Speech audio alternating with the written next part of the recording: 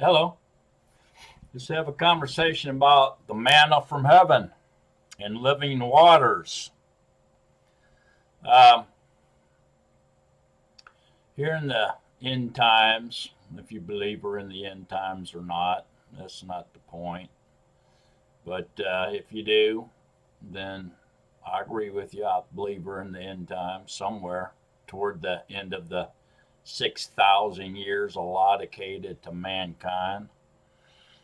Exactly where, I do not know. Yahuwah knows.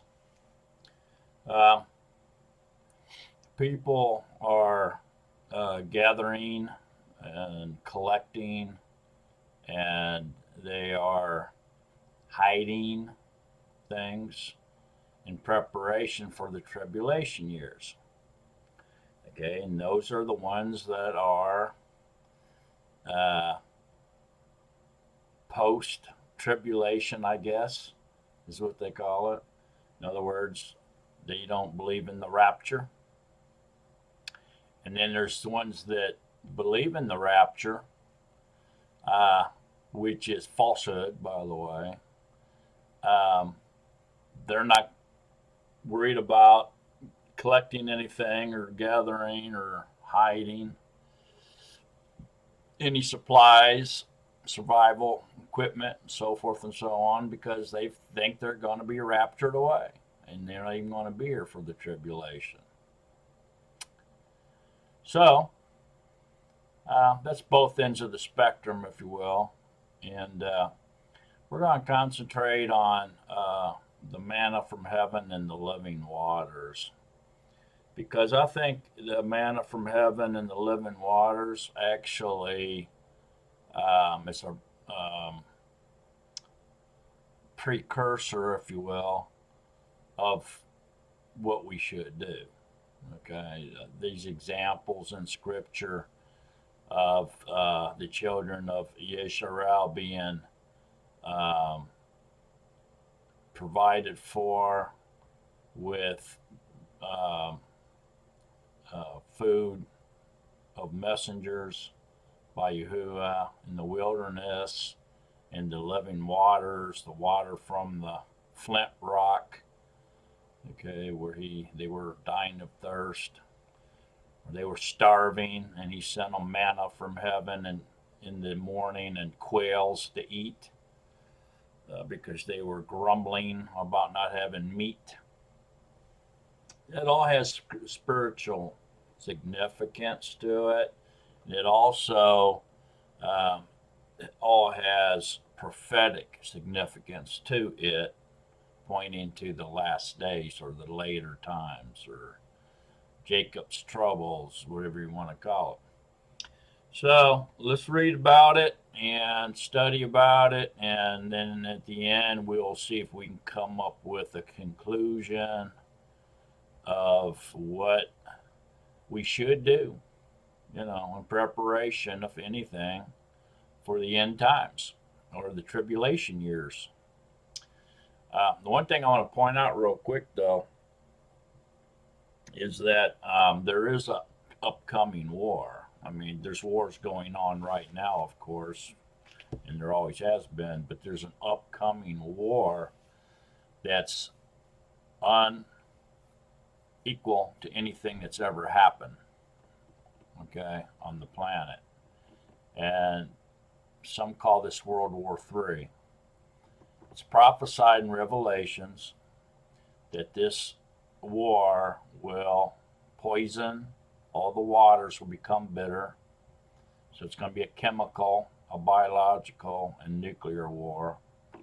And this war will be spearheaded, if you will, by an army of 200 million soldiers. And the end results of this great war will be 1/3, 33.33% of mankind will die in this great war. So people are, they're saving up supplies, weapons, defense, food, water, blankets, medicines, antibiotics, you name it, they're hiding it, which is good in a way, I guess, uh, and bad in another. So you have to be led by the ruach. And well, at the end of this, we'll talk a little bit about more about this subject. But um, keep in mind that during a survival situation, okay, I was in the military, and I've also enjoyed survival books, um, and survival stories and POW stories and things like this. And if you've ever read uh, survival stories from people who have experienced economical collapse in their country, and that's like a loaf of bread cost $1 million because $1 million isn't worth anything. Basically their money's worthless. Um, and they've also endured wars and famine, along with the economical collapse of their countries or their governments. And they've written books about it, and it's happened all over the world. And if you're not aware of it, then you should Google that, study that a little bit, because it's happened to countries that you probably may not be aware of that it happened to. You may be surprised. And anyway, in these different stories of the survivors of this type of situations, that did hoard or happened to have a cache of food, weapons, ammunition, medicines, and stuff put away, because apparently they were expecting it in advance. They saw the writing on the wall, so to speak. And very interesting is that when it did happen and time went on and it got really bad, where people were actually going tribal, and there was really no police or anybody to protect anybody. Everybody was on their own, and very little food or water was available, and ammunition had long been gone. The animals had long been hunted and killed and trapped and eaten. People were eating songbirds and whatever they could find. Basically, the population was starving, okay, and going thirsty most of the time. And their defense was down to hand, or knives or swords or spears, things like that, rocks.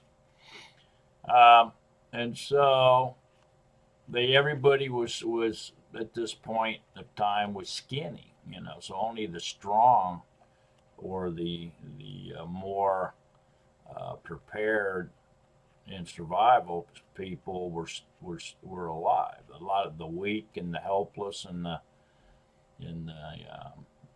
that type of stuff was long gone by this time.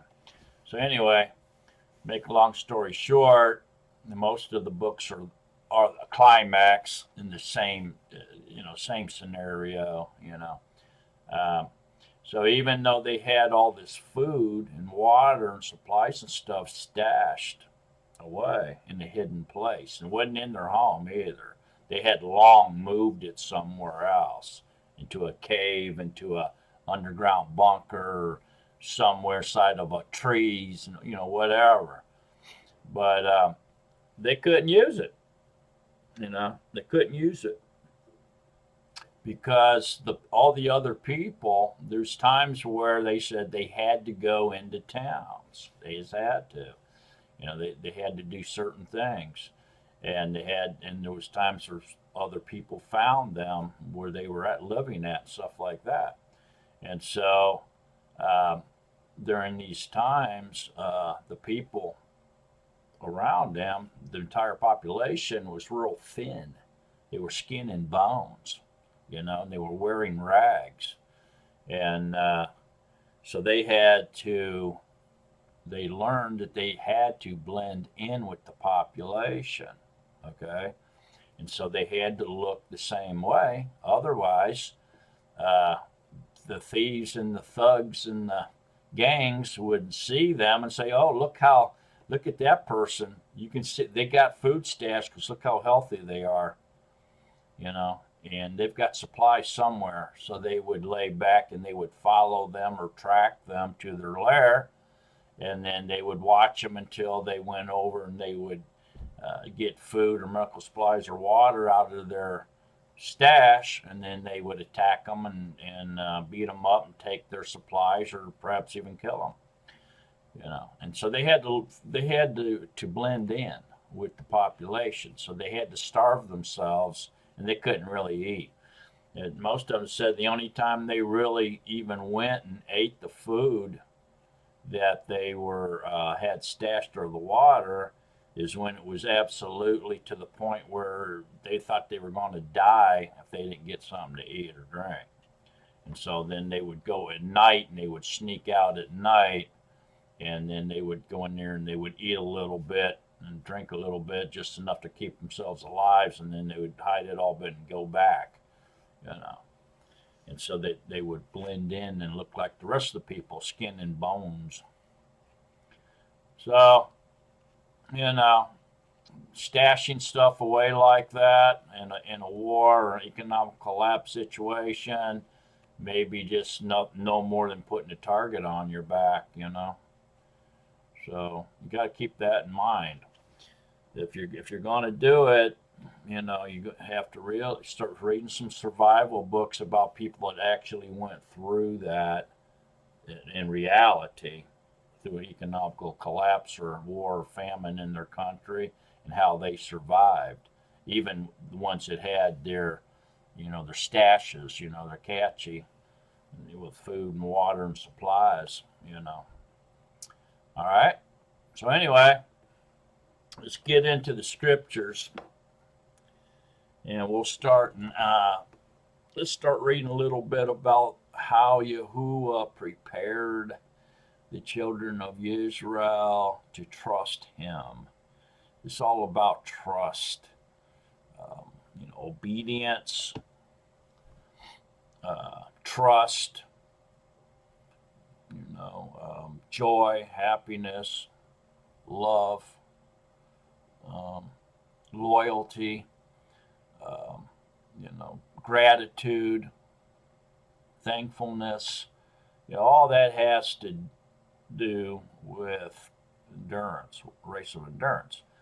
The children of Israel when everything that happened to them when He took them from Egypt into the Promised Land is all prophetic projection spiritually. It all means something, and the manna from heaven and living waters is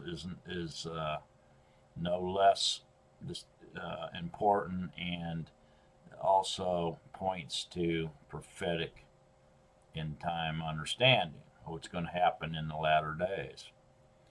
So let's focus in on that, and just realize as we're reading through this that Yahuwah is doing this to get the children of Israel to trust Him, to be obedient to Him, be loyal to Him, and basically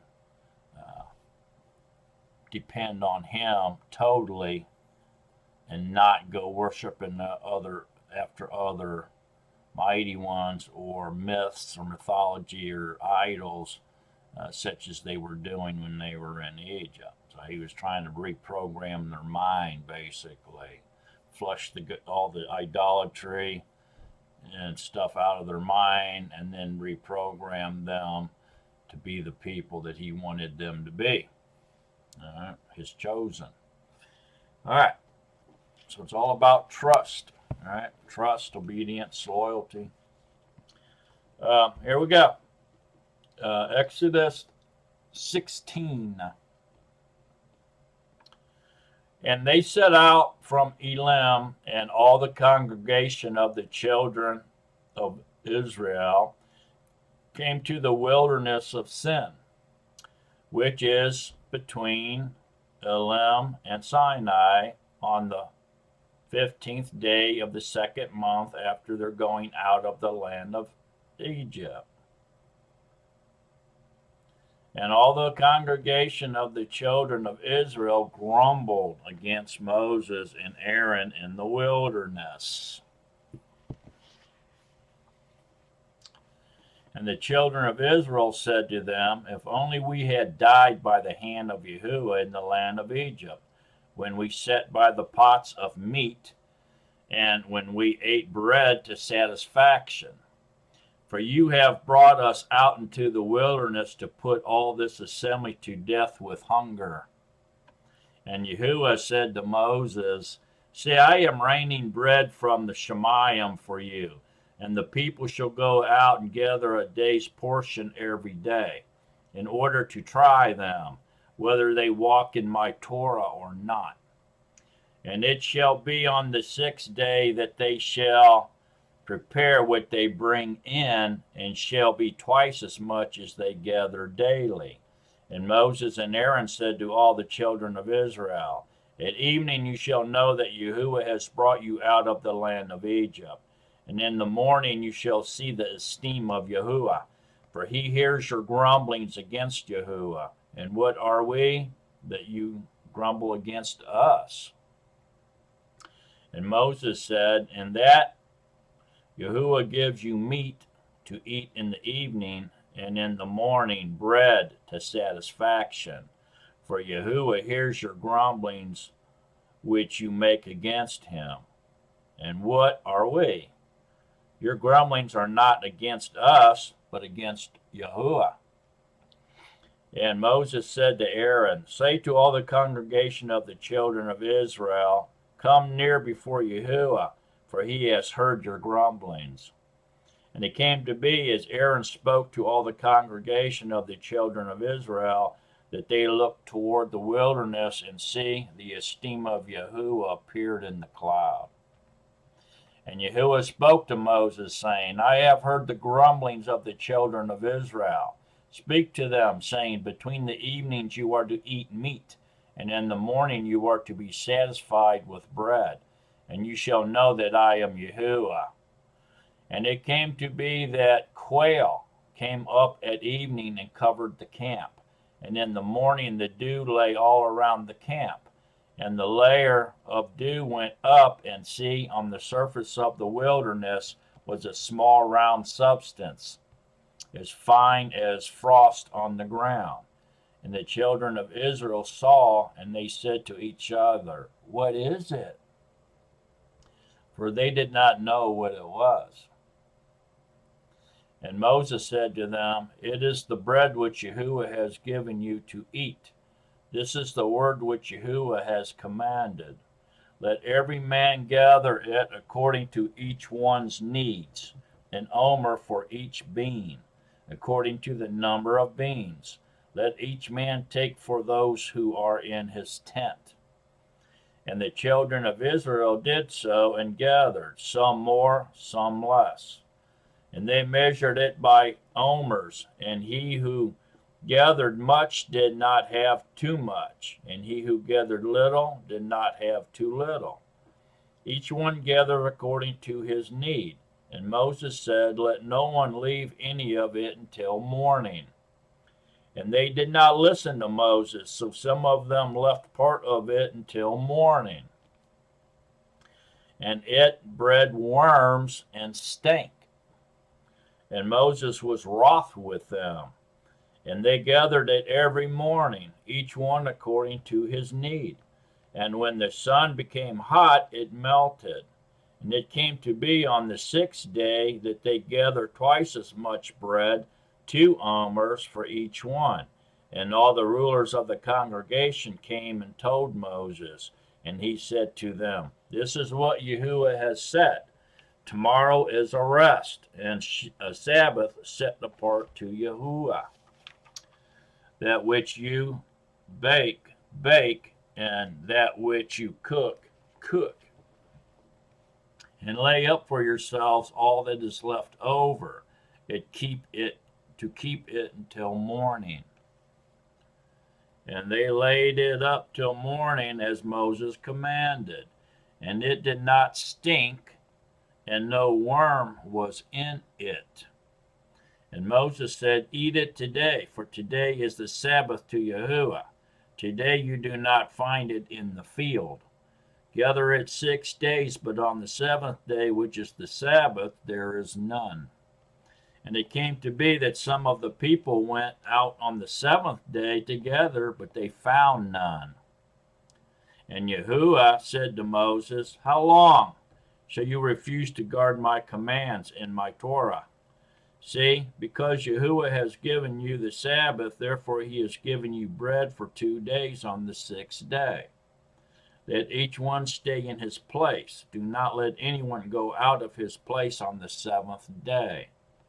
So the people rested on the seventh day, and the house of Israel called its name manna, and it was like white coriander seed, and the taste of it was like thin cakes made with honey. And Moses said, This is the word which Yahuwah has commanded. Fill an omer with it to keep for your generations, so that they see the bread with which I fed you in the wilderness, when I brought you out of the land of Egypt. And Moses said to Aaron, Take a pot and put an omer of manna in it, and set it down before Yahuwah to keep for your generations. As Yahuwah commanded Moses, so did Aaron set it down before the witness to keep. And the children of Israel ate manna 40 years, until they came to an inhabited land. They ate manna until they came to the border of the land of Canaan, and an omer is 1/10 of an ephah. So there you go. Yahuwah started feeding them, okay, every day, every morning, every evening. Quail at night, in the evening, manna in the morning. And if they didn't do exactly what he said, it would go rotten and get worms and stink. So it only lasted for that day. So he was giving them their daily bread, okay, daily bread. All right, so he was training them to trust him and depend on him, supplying all their needs, wasn't he? And the crazy thing is on the Sabbath, okay, when they collected twice as much on the preparation day, that it didn't rot and get worms. It was nice and fresh even for the Sabbath day. So that was training them. He was training them and teaching them to trust in him and obey him and to keep the Sabbath, because they weren't doing it in Egypt.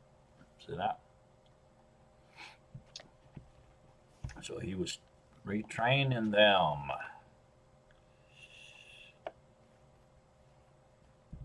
All right, let's go to Numbers. And in Numbers 11 it says, And it came to be when the people were as complainers, it was evil in the ears of Yahuwah. And Yahuwah heard it, and his displeasure burned. And the fire of Yahuwah burned among them and consumed those in the outskirts of the camp. And the people cried out to Moses, and Moses prayed to Yahuwah, and the fire died down. Then he called the name of the place Taberah, because the fire of Yahuwah had burned among them. And the mixed multitude who were in their midst lusted greatly. So the children of Israel also wept again and said, Who has given us meat to eat? We remember the fish which we ate without cost in Egypt, the cucumbers and the melons and the leeks and the onions and the garlic. But now our throat is dried up. There is naught to look at but this manna. Now the manna was like coriander seed, and its appearance like the appearance of bdellium. The people went about and gathered it, ground it on millstones, or beat it in the mortar, and cooked it in a pot, and made cakes of it. And its taste was as the taste of cakes baked with oil. And when the dew fell on the camp at night, the manna fell on it. And Moses heard the people weeping throughout their clans, each man at the door of his tent. And the displeasure of Yahuwah burned exceedingly.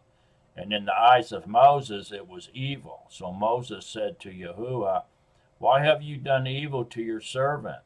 And why have I not found favor in your eyes to put the burden of all these people on me?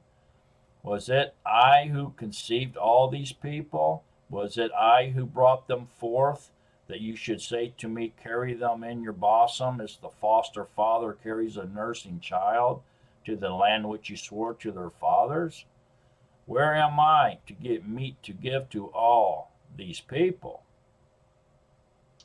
For they wept before me, saying, give us meat to eat. I am unable to bear all these people alone, because the burden is too heavy for me.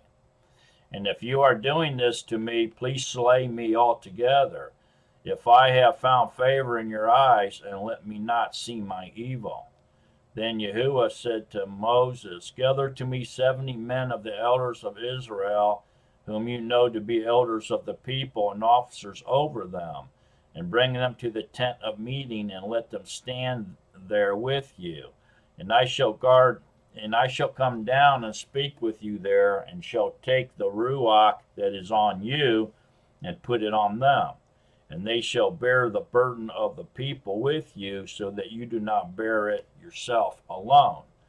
And say to the people, set yourselves apart for tomorrow, and you shall eat meat, because you have wept in the hearing of Yahuwah, saying, who is giving us meat to eat? For it was well with us in Egypt. And Yahuwah shall give you meat, and you shall eat. You are going to eat, not 1 day, nor 2 days, nor 5 days, nor 10 days, nor 20 days, but for a month of days, until it comes out of your nostrils and becomes an abomination to you, because you have rejected Yahuwah, who is among you,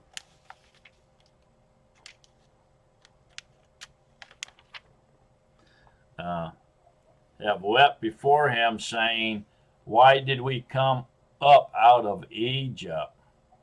It's very interesting, isn't it? You're going to make them eat it till they can't, they smell it or see it, they want to vomit. If you've ever ate something, a lot of something, and overdid it and got sick on it, man, it lasts almost your entire life, man. You can't eat that anymore, It happened to me when I was a child with apple cider. I went to some kind of gathering or something at a local school, at the schoolhouse, and they had free apple cider. Man, I drank apple cider all day long. And when I got home that night, I started vomiting, got sick. And ever since that, and I was young, 6, 7 years old. And ever since, I cannot stand to drink apple cider or even look at it. It's an abomination. So I can relate to what's going on there. And Moses said, the people in whose midst I am are 600,000 men on foot, and you have said, I give them meat to eat for a month of days. Could flocks and herds be slaughtered for them, to be sufficient for them? Or could all the fish of the sea be gathered together for them, to be sufficient for them? And Yahuwah said to Moses, is the arm of Yahuwah too short? Now see whether my word meets you or not. So here Moses is doubting the power of Yahuwah. Unbelievable. And Moses went out and spoke to the people the words of Yahuwah, and he gathered the 70 men of the elders of the people and placed them around the tent. And Yahuwah came down in the cloud and spoke to him, and took of the Ruach that was upon him, and placed the same upon the 70 elders. And it came to be, when the Ruach rested upon them, that they prophesied, but did not continue. However, 2 men had remained in the camp.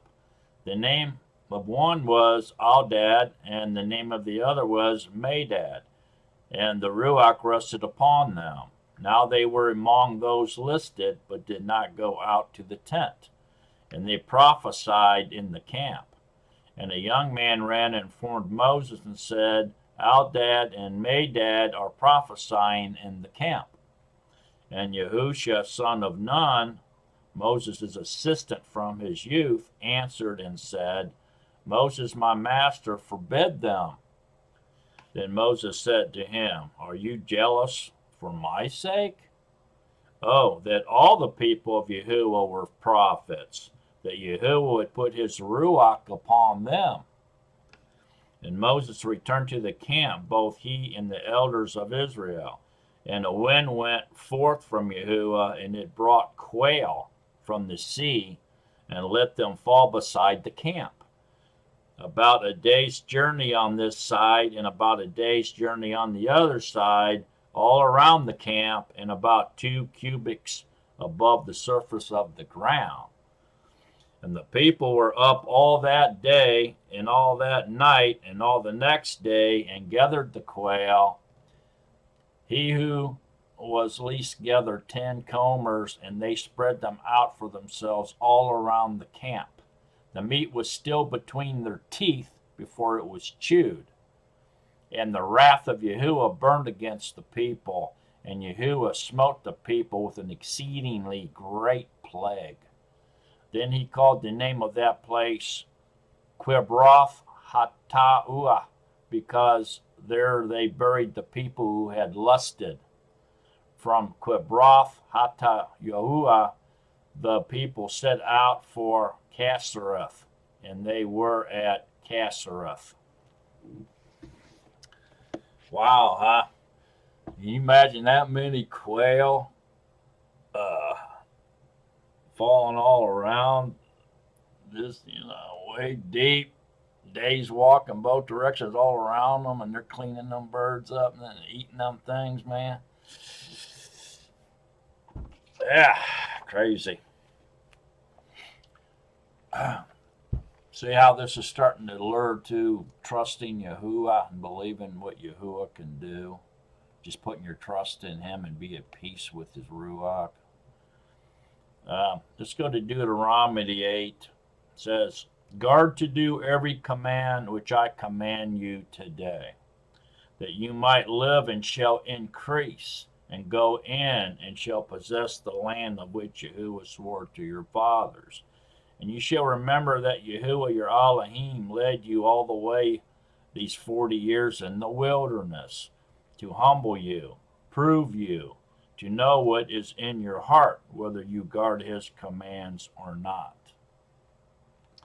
And he humbled you and let you suffer hunger, and fed you with manna, which you did not know, nor did your fathers know, to make you know that man does not live by bread alone, but by every word that comes from the mouth of Yahuwah. Your garments did not wear out on you, nor did your foot swell these 40 years.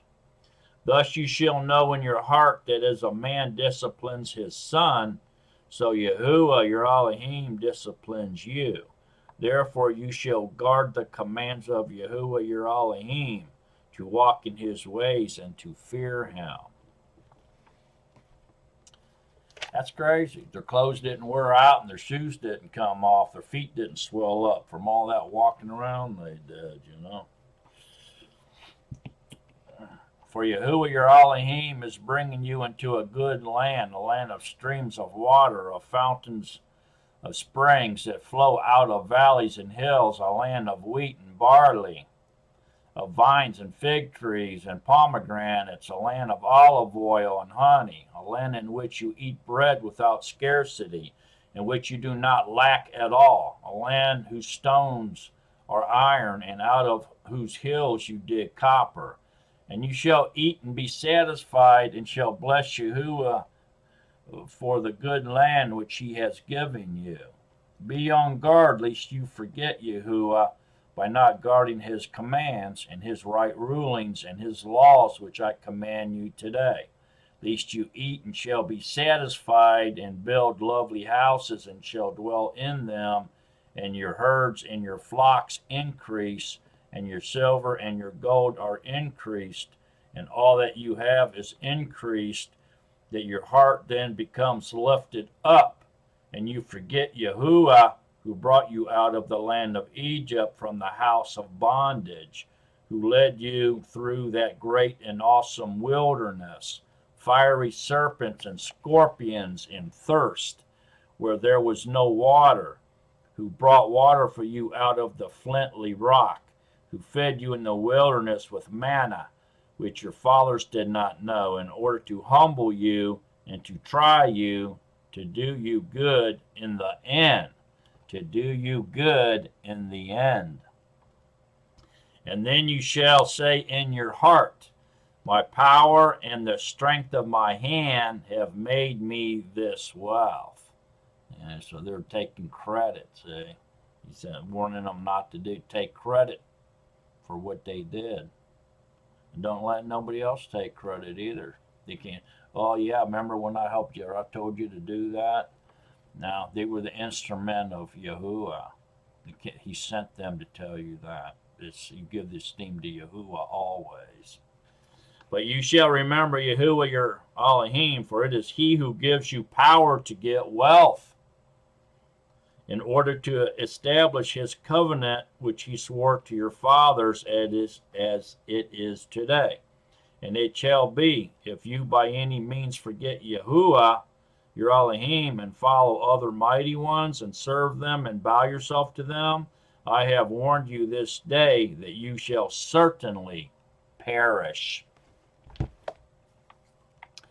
So there you go.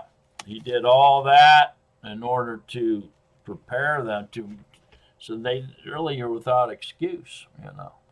I mean, he prepared the way for them and how they're supposed to act, what they're supposed to do, taught them how to trust him, how to obey him, to be loyal to him, to depend on him for their daily bread, you know. So you're really not supposed to be concerned about what's going to happen to you, what you're going to eat or drink or put on or your shelter.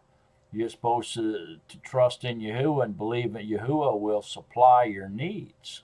See that?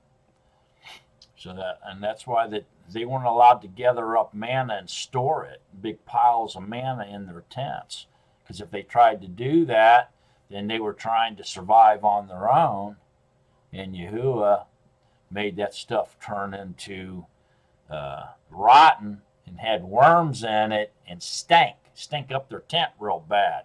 It was an abomination, you know, except for the day preparation day when they were to collect twice as much and rest on the Sabbath. And he even told them not to go out of their tents in order to drive that point into their head that they had to depend and trust on Yahuwah, you know, not themselves or other men, not Moses or Aaron or nobody, Yahuwah.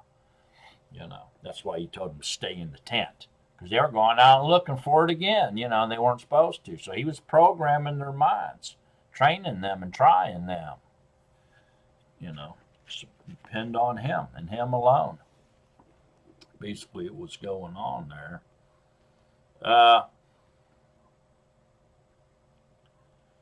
So in Deuteronomy 29, it says, verse 5, and I have led you 40 years in the wilderness. Your garments have not worn out on you, and your sandals have not worn out on your feet. That's crazy. See how much he's showing them that all they have to do is believe in him and trust him and depend on him. That's all they have to do. They don't have to do nothing else. Their clothes didn't wear out, and their sandals have not worn out on their feet, and walking around for 40 years. I mean, that's amazing. You think about it. You ate no bread and drank no wine, nor strong drink, so that you might know that I am Yahuwah, your Elohim.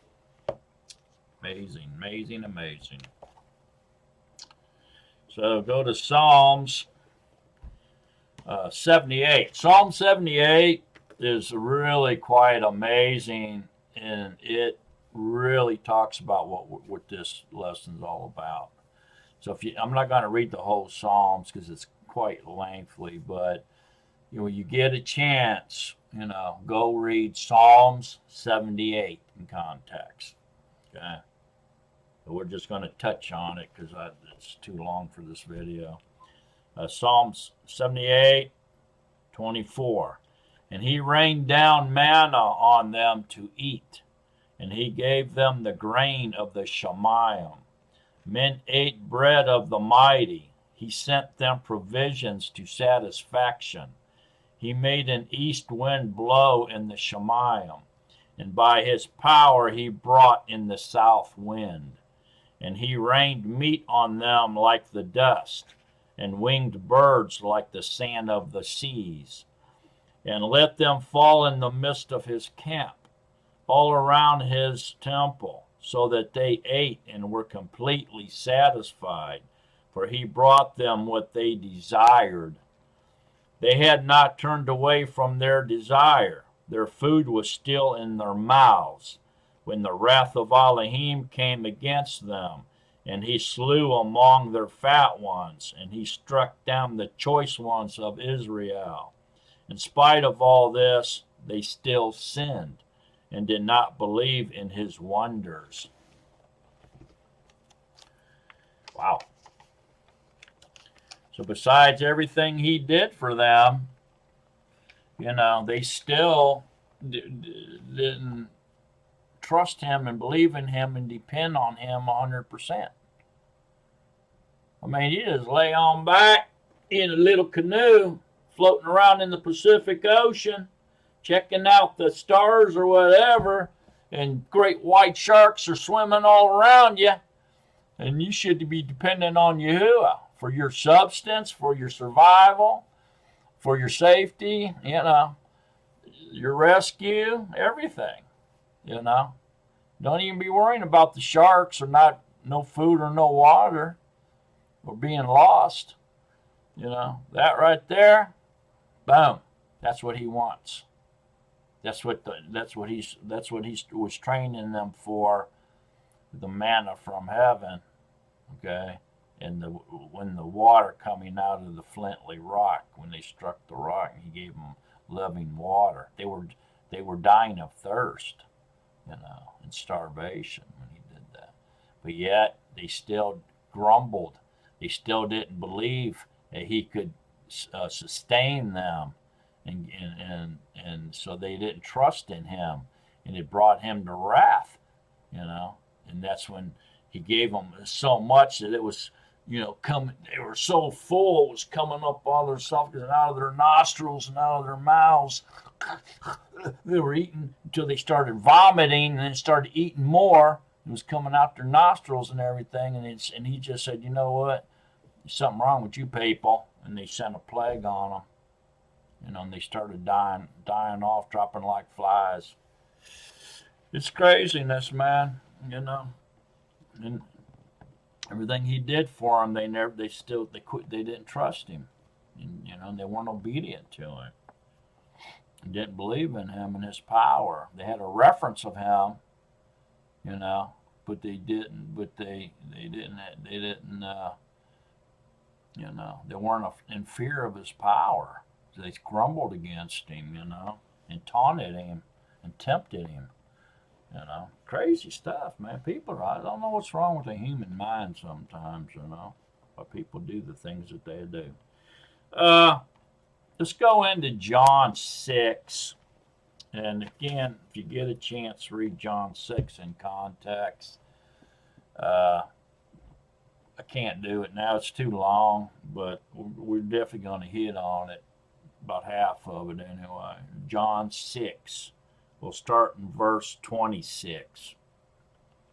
Now this is this unfolds after he fed the 5,000 people with 2 fishes and 5 barley loaves. You know, that miracle. um, so it opens up and it said Yahuwah, after he's done that, you know, he went to the other side of the sea, and then the people found him over there. Okay, that's where we're going to pick up at. So Yahusha answered them and said, "Truly, truly, I say to you, you seek me not because you saw signs, but because you ate of the loaves and were satisfied. Do not labor for the food that is perishing, but for the food that is remaining to everlasting life, which the Son of Adam shall give you. For the Father has sent his seal on him." So here you go. These people are seeking him out so that he'll give them more food to eat. Kind of like the children of Israel were doing, right? Grumbling and wanting more food. Well, they're seeking him out not for signs or to learn anything about salvation. They're just seeking him out. Let's go, man. That dude's gonna feed us. Let's go get some more fish and bread. You know. So that's what they're seeking him out for their own satisfaction because they're hungry. In other words. So they said to him, "What should we do to work the works of Elohim?" And Yahusha answered and said to them, "This is the work of Elohim, that you believe in me, or him whom he sent." So they said to him, "What sign then would you do, so that we see and believe you? What would you do?" That's crazy. He just fed them all with 2 fish and 5 loaves, and now they're wanting more sign. Probably still wanting food. They're probably trying to figure out how they can trick him into producing more food. "Our fathers ate the manna in the wilderness." See there's the connection right there. "Our fathers ate the manna in the wilderness, as it has been written. He gave them bread out of the heaven to eat." Therefore Yahusha said to them, "Truly, truly, I say to you, Moses did not give you the bread out of the heaven, but my Father gives you the true bread out of the heaven. For the bread of Yahuwah is he who comes down out of the heaven and gives life to the world." So here he's starting to open up about what the true manna is. And why he did the manna in the wilderness was prelude and pointing to this exact moment in history right here. So they said to him, "Master, give us this bread always." For the bread of Elohim is he who comes down out of the heaven and gives life to the world. So they said, "Master, give us this bread always." And Yahusha said to them, "I am the bread of life. He who comes to me shall not get hungry at all, and he who believes in me shall not get thirsty at all. But I say to you that you have seen me and still do not believe. All that the Father gives me shall come to me, and the one who comes to me I shall by no means cast out, because I have come down out of the heaven, not to do my own desire, but the desire of him who sent me. This is the desire of the Father who sent me, that all he has given me I should not lose of it, but should raise it in the last day. And this is the desire of him who sent me, that everyone who sees the Son and believes in him should possess everlasting life, and I shall raise him in the last day. Therefore, the Yehudim were grumbling against him." Isn't that amazing? It's just like they fed the manna in the wilderness and they grumbled. He's trying to feed them the true manna, which is him, the Ruach Kadesh, and they're grumbling against him. Again, it's a grumbling, even when in the face of the true manna. Therefore the Yehudim were grumbling against him, because he said, I am the bread which came down out of the heaven. And they said, Is not this Yahusha, the son of Joseph, whose father and mother we know? How is it then that he says, I have come down out of the heaven? Then Yahusha answered and said to them, Do not grumble with one another. No one is able to come to me unless the Father who sent me draws him, and I shall raise him in the last day. And it has been written in the prophets, and they shall be taught by Yahuwah. Everyone then who has heard from the Father and learned comes to me. Not that anyone has seen the Father, except he who is from Elohim. He has seen the Father. Truly, truly, I say to you, he who believes in me possesses everlasting life. I am the bread of life. Your fathers ate the manna in the desert, and they died. This is the bread which comes down out of the heavens, so that anyone might eat of it and not die. See, so the manna from heaven that they ate and died was a shadow to what was really going to be given to them, and that was the Ruach HaKodesh. Okay, and I am the living bread which came down out of the heaven. If anyone eats of this bread, he shall live forever. And indeed, the bread that I shall give is my flesh, which I shall give for the life of the world. The Yehudim therefore were striving with one another, saying, How is this one able to give us his flesh to eat? See, they're still not getting it. Yahusha therefore said to them, Truly, truly, I say to you, unless you eat the flesh of the son of Adam and drink his blood, you possess no life in yourselves. He who eats my flesh and drinks my blood possesses everlasting life, and I shall raise him in the last day. For my flesh is truly food, and my blood is truly drink. He who eats my flesh and drinks my blood stays in me, and I in him. And the living Father sent me, and I live because of the Father. So he who feeds on me shall live because of me. This is the bread which came down out of the heaven, not as your fathers ate the manna and died. He who eats this bread shall live forever. He said this in a congregation, teaching in Kafar Nakum.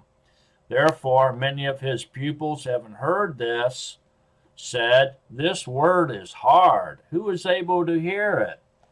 But Yahusha, knowing within himself that his pupils were grumbling about this, said to them, Does this make you stumble? What if you see the son of Adam going up where he was before? It is the Ruach that gives life. The flesh does not profit at all. The words that I speak to you are Ruach and are life.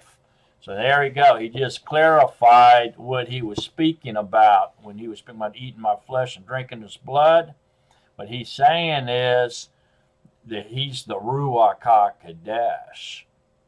And once you receive the Ruach HaKodesh in you, then you receive life. He's everlasting life, the Ruach. When you get sealed by the Ruach HaKodesh, you inherit eternal life. That's what he's saying now. Okay? He's making them understand. I ain't talking about eating my flesh and drinking my blood. I'm talking about receiving the Ruach HaKodesh. I'm talking to you about spiritual matters.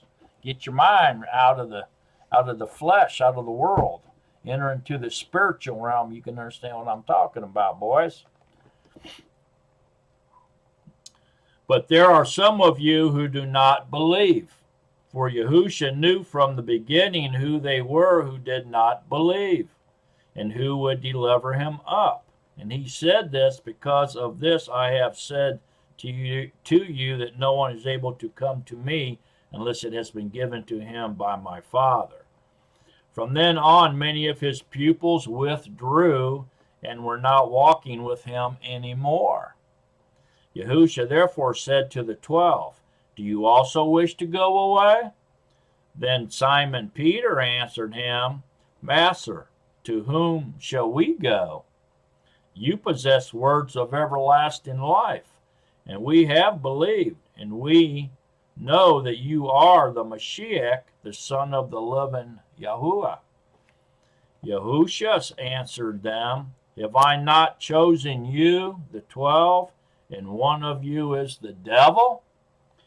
He was now speaking of Yehuda from Quiriath, the son of Shimon, for he, one of the 12, was about to deliver him up. Betrayal. Gonna betray him with the kiss. Betray him with the kiss.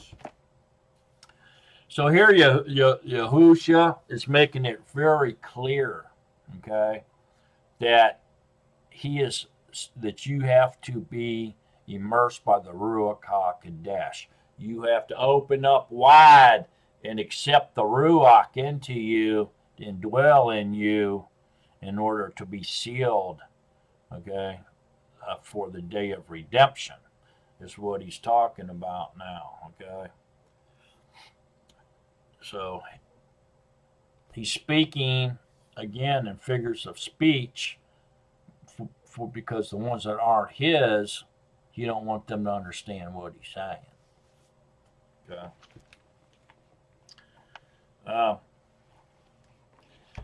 Let's go ahead and let me take a break, and I'll come back and we'll continue on with this very important lesson. And after we read some more scripture here, then we're going to have a little conversation about it and see if we can all come into some kind of understanding about whether or not we should be hoarding catches of food, water, medical supplies, clothing, blankets, ammunitions, and or if we should just be laying back and waiting on the manna from heaven to provide for us in the living waters to spring forth from the flinty rock. So I'll see you here shortly.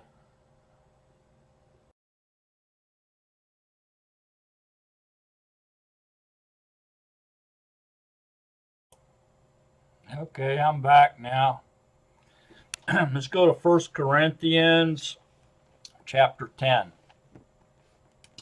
For I do not wish you to be ignorant, brothers, that all our fathers were under the cloud and all passed through the sea. And all were immersed into Moses in the cloud and in the sea. And all ate the same Ruach-like food, and all drank the same Ruach-like drink. For they drank of the Ruach-like rock that followed, and the rock was Mashiach. See that? So all the Ruach-like food and the Ruach-like drink and the rock that followed was all pointed to the Mashiach. Okay. However, with most of them, Yahuwah was not well pleased, for they were laid low in the wilderness. It means they had died. And these became examples for us. See? They're examples for us, so that we should not lust after evil as those indeed lusted. And do not become idolaters as some of them, as it has been written, the people sat down to eat and to drink and stood up to play. Neither should we commit whoring as some of them did, and in one day 23,000 fell. Neither let us try Mashiach, as some of them also tried, and were destroyed by serpents. Neither grumble, as some of them also grumbled, and were destroyed by the destroyer.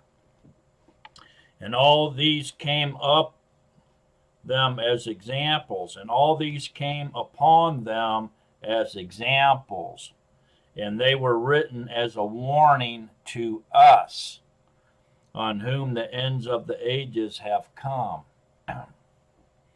so that he who thinks he stands, let him take heed, lest he falls. No trial has overtaken you except such as is common to man, and Yahuwah is trustworthy, who shall not allow you to be tested beyond what you are able, but with the test shall also make the way of escape, enabling you to bear it. Therefore, my beloved ones, flee from idolatry. I speak to you as wise men. Judge for yourselves what I say. The cup of blessing which we bless is not a sharing in the blood of Mashiach. The bread that we break, is it not a sharing in the body of Mashiach? Because there is one bread, we who are many are one body, for we all partake of the one bread. The one bread, of course, is the Ruach HaKodesh. There's only one Ruach. So this is clear. Read 1 Corinthians chapter 10 in context when you get a chance. But it's very clear that this is speaking of everything that happened to the children of Israel in the wilderness was a shadow pointing to the end of the ages, when the Ruach HaKodesh would be offered as the manna from heaven, or the bread of life in the living waters coming from the rock. The rock is the name Yahusha. Okay, that's the rock. Yahuwah's name is the rock. Okay, and from that rock, from his name, that rock springs forth the living waters, the Ruach HaKodesh. That's why it says, man does not eat by bread alone, but every word that proceedeth out of the mouth of Yahuwah, the living Torah, Yahusha. All right. So I think we're starting to get somewhere here. Let's jump over there to Hebrews 8. Hebrews 8. Verse 1. Now, the summary of what we are saying is, we have such a high priest who is seated at the right hand of the throne of the greatness in the Shemayim, and who serves in the set-apart place and the true tent, which Yahuwah set up, and not man. For every high priest is appointed to offer both gifts and slaughters. So it was also necessary for this one to have something to offer. For if indeed he were on earth, he would not be a high priest, since there are priests who offer the gifts according to the Torah. It's the Levites. And who serve a copy and shadow of the heavenly.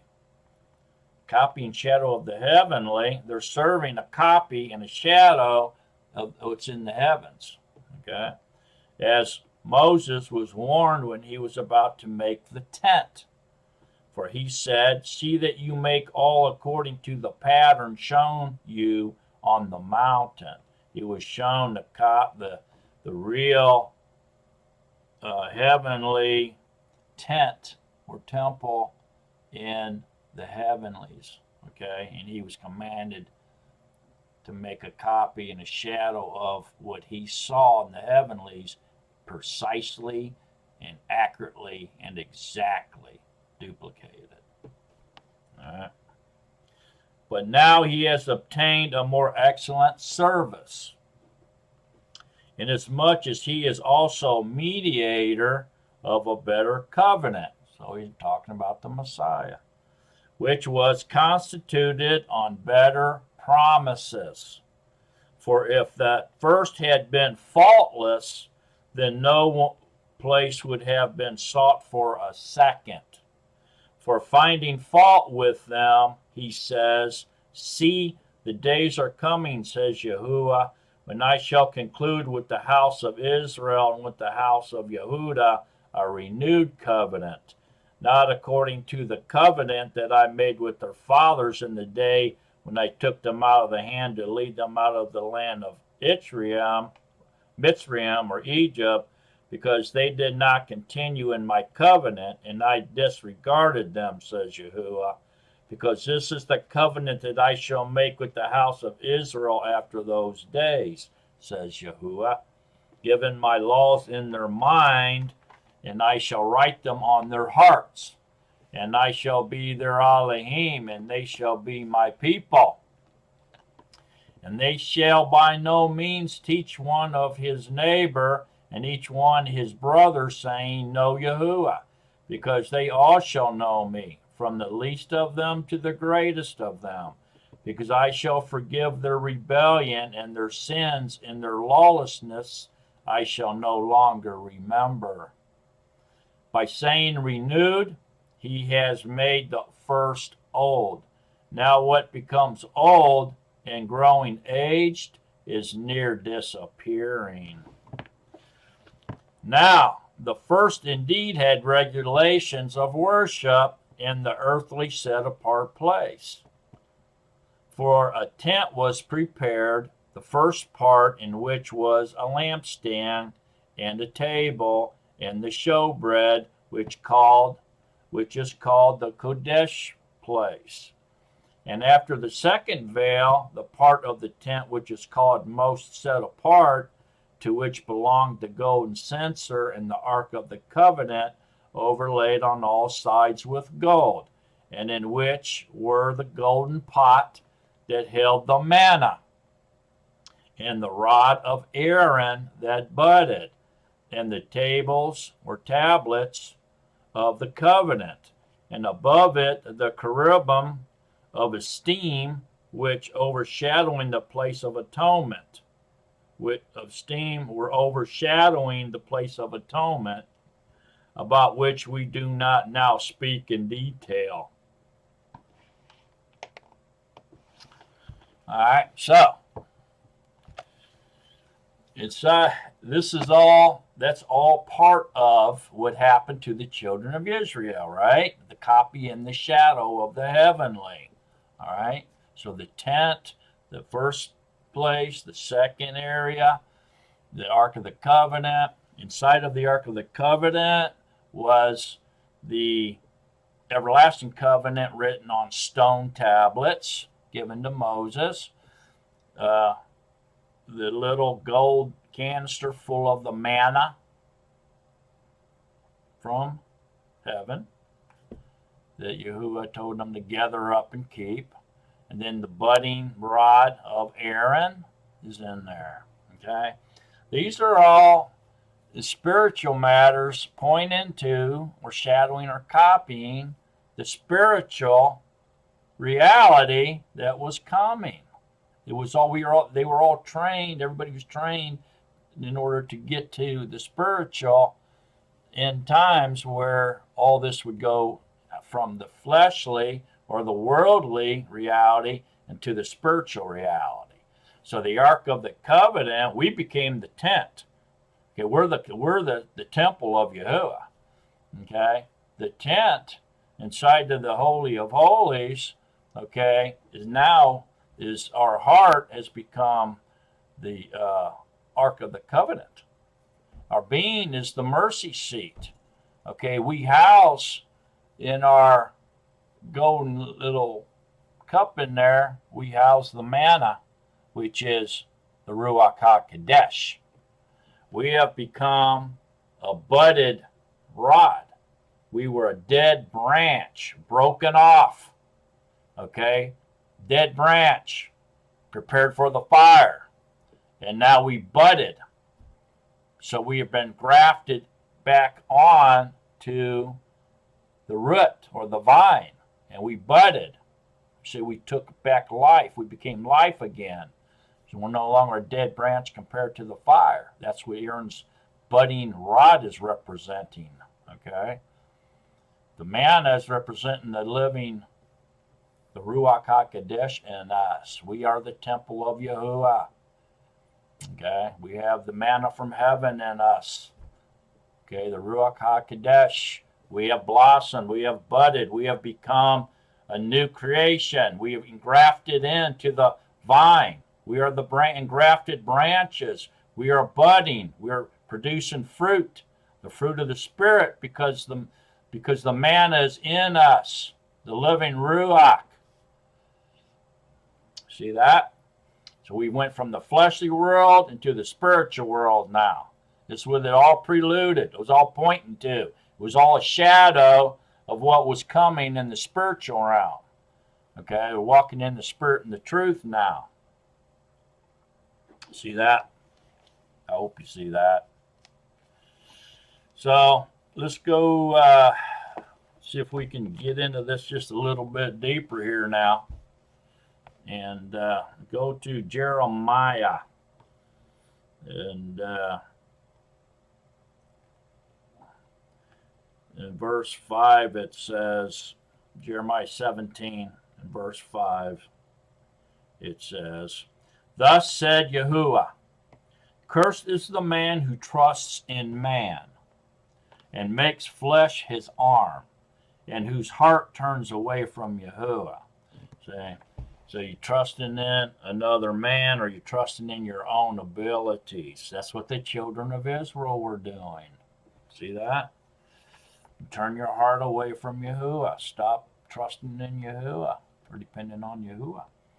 For he shall be like a shrub in the desert, and not see when good comes, and shall inhabit the parked places in the wilderness, a salt land that is not inhabited. They're going to be inhabited with the Ruach. Blessed is the man who trusts in Yahuwah, and whose trust is Yahuwah. For he shall be like a tree planted by the waters, which spreads out its roots by the river, and does not see when heat comes. And his leaf shall be green, and in the year of drought he is not anxious, nor does he cease from yielding fruit. Yeah. So in the year of drought, you're not anxious, and you do not cease from yielding fruit. See that? He's going to supply everything for you.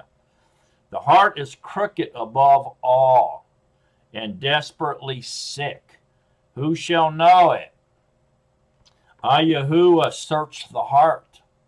I try the courage, and give every man according to his ways, according to the fruit of his deeds. As a partridge that broods but does not hatch, so is he who gets riches, but not by right. It leaves him in the midst of his days, and at his end he is a fool. As a steam throne, exalted from the beginning, is the place of our Kodesh place. Yahuwah, the expectation of Israel, all who forsake you are put to shame. Those who depart from me shall be written in the earth, because they have forsaken Yahuwah, the fountain of living waters, the Ruach HaKodesh. Heal me, O Yahuwah, so that I am healed. Save me, so that I am delivered, for you are my praise. See that? So, those who depart from me shall be written in the earth. Basically, you're going to, your names are written down in the earth, man, in the dust. You're going to return it to the dust, right? Because they have forsaken Yahuwah, the fountain of living waters. See, he's the Ruach HaKodesh. He's the fountain of living waters, man. You got to have the Ruach in you in order to be sealed by his name and by his Ruach for the day of redemption. Okay? So, be careful and, putting your trust in any other man, in any man, or even yourself by your own devices, because then Yahuwah will back off and he won't give you his Ruach. You have to depend on Yahuwah and believe in Yahuwah, trust in Yahuwah, be obedient to Yahuwah, be joyful to Yahuwah, receive Yahuwah's peace. I mean, if you depend totally on Yahuwah 100% to supply your needs, Okay, you're going to be at peace. You're going to trust in Him that deeply. You think He's going to fail you? No way, man. He's going to supply your every needs and probably way beyond what you're even asking. That's the point you have to reach in your spiritual walk. In the race of endurance, you have to reach that where you totally trust and depend on Yahuwah and no one else, not even yourself. You see what I'm saying? You want to receive the Ruach HaKodesh, then He'll come into you and He'll take care of you and provide for you, heal you, cleanse you, feed you, water you. He'll shelter you, protect you from harm, protect you from your enemy, prepare us a table before you in the presence of your enemies. Okay, so go to John. Let's go to John 4. John 4. 1. Yeah. Not only is He the manna from heaven, right? He's also the living waters flowing out of the rock, right? The rock is His name. The Ruach HaKodesh is the Ruach. He's the Spirit. He's the living waters coming out of the rock, which is His name, Yahuwah. See that? It's all spiritual, folks. So when the Master knew that the Prushim or the Pharisees had heard that Yahusha made and immersed more pupils than John the Baptist did, although Yahusha himself did not immerse them, but his students did, he left Yehuda and went away into Galilee. And he had to pass through Samaria, so he came to a city of Samaritan called Shechem, near the piece of land Jacob gave to his son Joseph. And Jacob's fountain was there, or his well. So Yahusha, being wearied from the journey, was sitting thus at the fountain. It was about the 6th hour. A Samaritan woman came to draw water. Yahusha said to her, "Give me to drink." For his pupils had gone off into the city to buy food. The Samaritan woman therefore said to him, "How is it that you, being a Jew or Yehudai, ask a drink from me, a woman of Samaritan? For Yehudim do not associate with the Samaritans." Yahusha answered and said to her, "If you knew the gift of Elohim, and who it is who says to you, 'Give me to drink,' you would have asked him, and he would have given you living water." The woman said to him, "Master, you have no vessel, and the well is deep. From where then do you have living water? Are you greater than our father Jacob, who gave us the well, and drank from it himself and his sons and his cattle?" Yahusha answered and said to her, "Everyone drinking of this water shall thirst again, but whoever drinks of the water I give him shall certainly never thirst. And the water that I give him shall become in him a fountain of water, springing up into everlasting life." The woman said to him, "Master, give me this water, so that I do not thirst, nor come here to draw." I don't think she's quite getting it. Yahusha said to her, "Go, call your husband and come here." The woman answered and said, "I have no husband." Yahusha said to her, "You have well said, 'I have no husband,' for you have had 5 husbands, and the one whom you now have is not your husband. What you have said is true." The woman said to him, "Master, I see that you are a prophet. Our fathers worshipped on this mountain, but you people say that in Jerusalem is the place where one needs to worship. Yahusha said to her, Woman, believe me, the hour is coming when you shall neither on this mountain nor in Jerusalem worship the Father. You worship what you do not know. We worship what we know, because the deliverance is of the Yahudim. He's speaking to her about the Ruach HaKodesh, and the believers will be the temple. So wherever you are, and the Ruach is in you, is where you're going to be worshiping Him in the Spirit and the truth. That's what he's talking about there.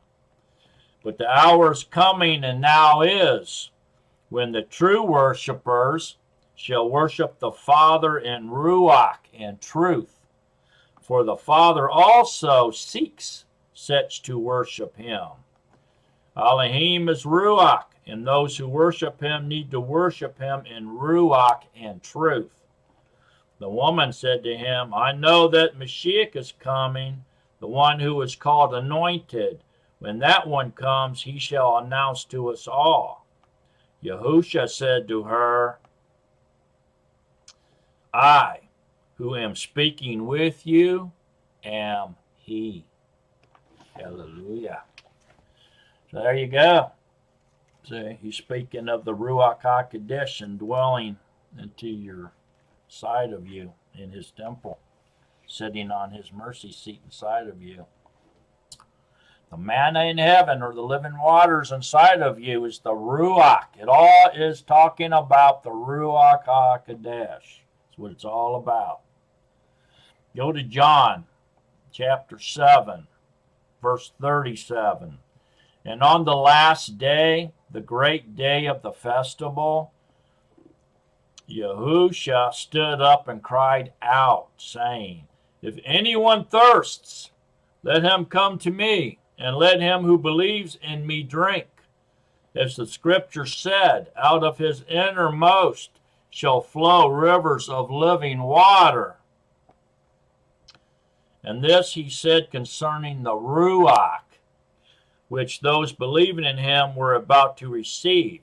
For the Ruach HaKodesh was not yet given, because Yahusha was not yet esteemed. See? So, they were still all under the old covenant, the fleshly, worldly covenant that led until Yahusha was staked, died, resurrection, and ascended. And the Ruach came down on the 120 plus 3,000 on the day of Pentecost, is when they received the living waters, or the manna from heaven. They received the Ruach HaKodesh in them and immersed them and sealed them with the Ruach for the day of redemption. They became His bride. See that? And so it says right here, and the scripture said, out of his innermost shall flow rivers of living water. And this he said concerning the Ruach, which those believing in him were about to receive.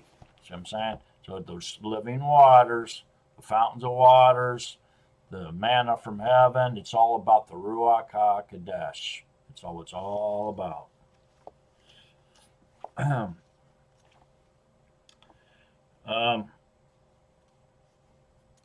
So go to Matthew 6. And this is going to be a little bit lengthy here, but it's extremely important to understand this. Chapter 6 in Matthew, verse 19. Do not lay up for yourselves treasures on the earth, okay, where moth and rust destroy and where thieves break in and steal. But lay up for yourselves treasures in heaven, where neither moth nor rust destroys and where thieves do not break in and steal. For where your treasure is, there your heart shall be also. So if you're trusting in your treasures, where you're hoarding up all this stuff, and then maybe you're dependent on your own devices and that stuff that you're collecting to save you. Okay, that's what he's saying. For where your treasure is, there your heart shall be also. So trust in Yahuwah. The lamp of the body is the eye. If therefore your eye is good, all your body shall be enlightened. But if your eye is evil, all your body shall be darkened. If then the light that is within you is darkness, how great is that darkness? No one is able to serve two masters, for either he shall hate the one and love the other, or else he shall cleave to the one and despise the other. You are not able to serve Elohim and riches. Because of this I say to you, do not worry about your life. Now listen to this.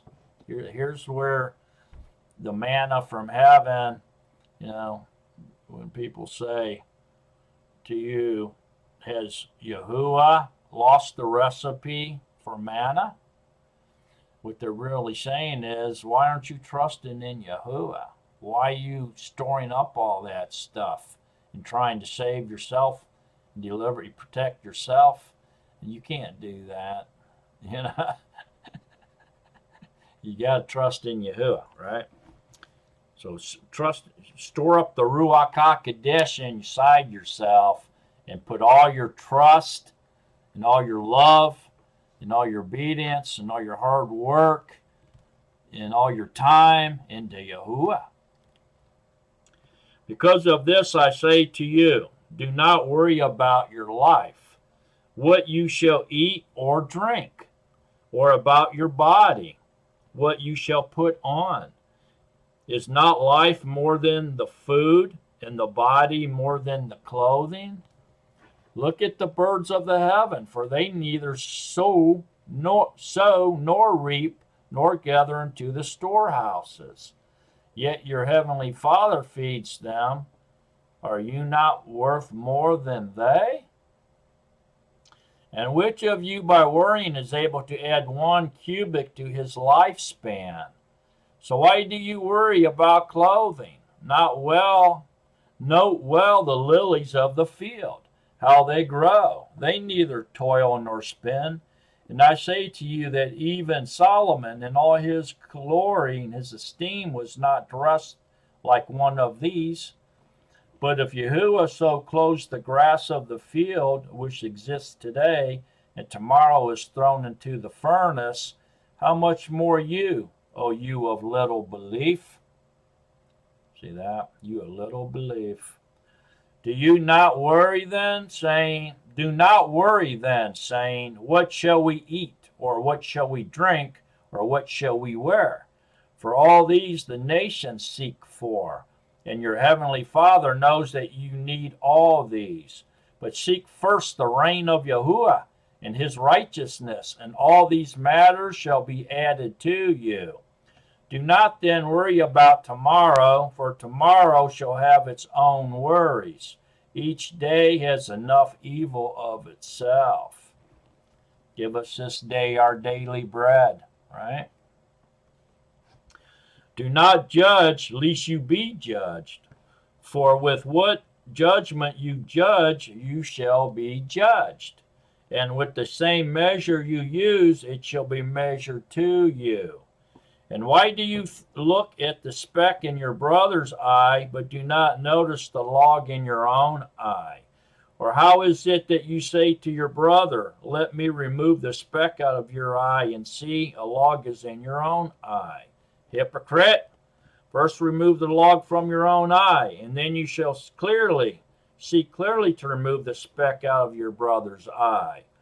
Do not give what is set apart to the dogs, nor throw your pearls before the pigs, lest they trample them under their feet, and turn and tear you in pieces.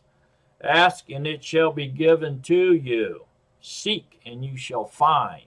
Knock, and it shall be opened to you. Basically, that's saying to seek his word, and you'll find his truth. For everyone who asks receives, and he who seeks finds, and to him who knocks it shall be opened or revealed. Or is there a man among you who, if his son asks for bread, shall give him a stone? Or if he asks for a fish, shall he give him a snake? If you then, being wicked, know how to give good gifts to your children, how much more shall your Father who is in the Shemayim give what is good to those who ask him? Therefore, whatever you wish men to do to you, do also to them. For this is the Torah and the prophets.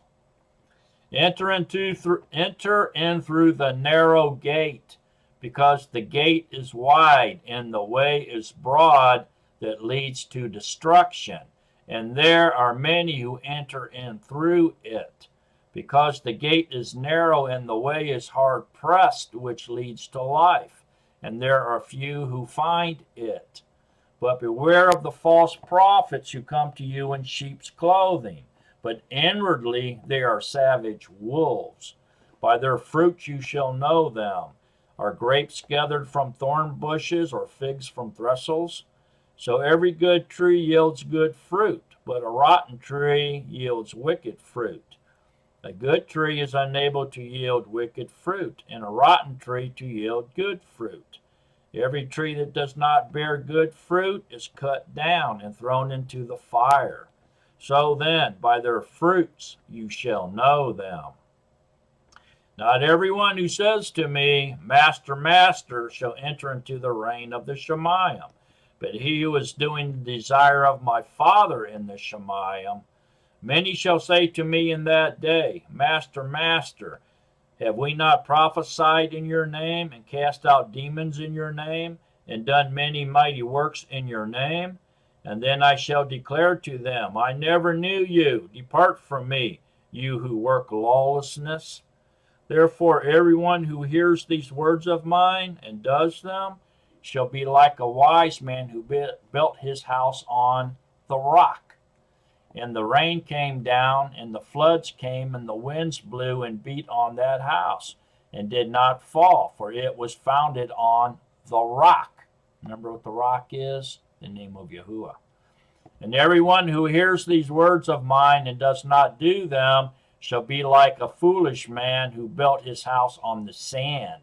And the rain came down, and the floods came, and the winds blew, and they beat on that house, and it fell, and great was its fall. And it came to be, when Yahushua had ended these words, that the people were astonished at his teaching. For he was teaching them as one possessing authority, and not as the scribes. Very interesting, huh? All righty then. Let's go to Revelations 2:17 says, He who has an ear, let him hear what the Ruach says to the assemblies. To him who overcomes, I shall give some of the hidden manna to eat, and I shall give him a white stone, and on the stone a renewed name, written which no one knows except him who receives it. There you go, the hidden manna. Okay, that's the Ruach HaKodesh.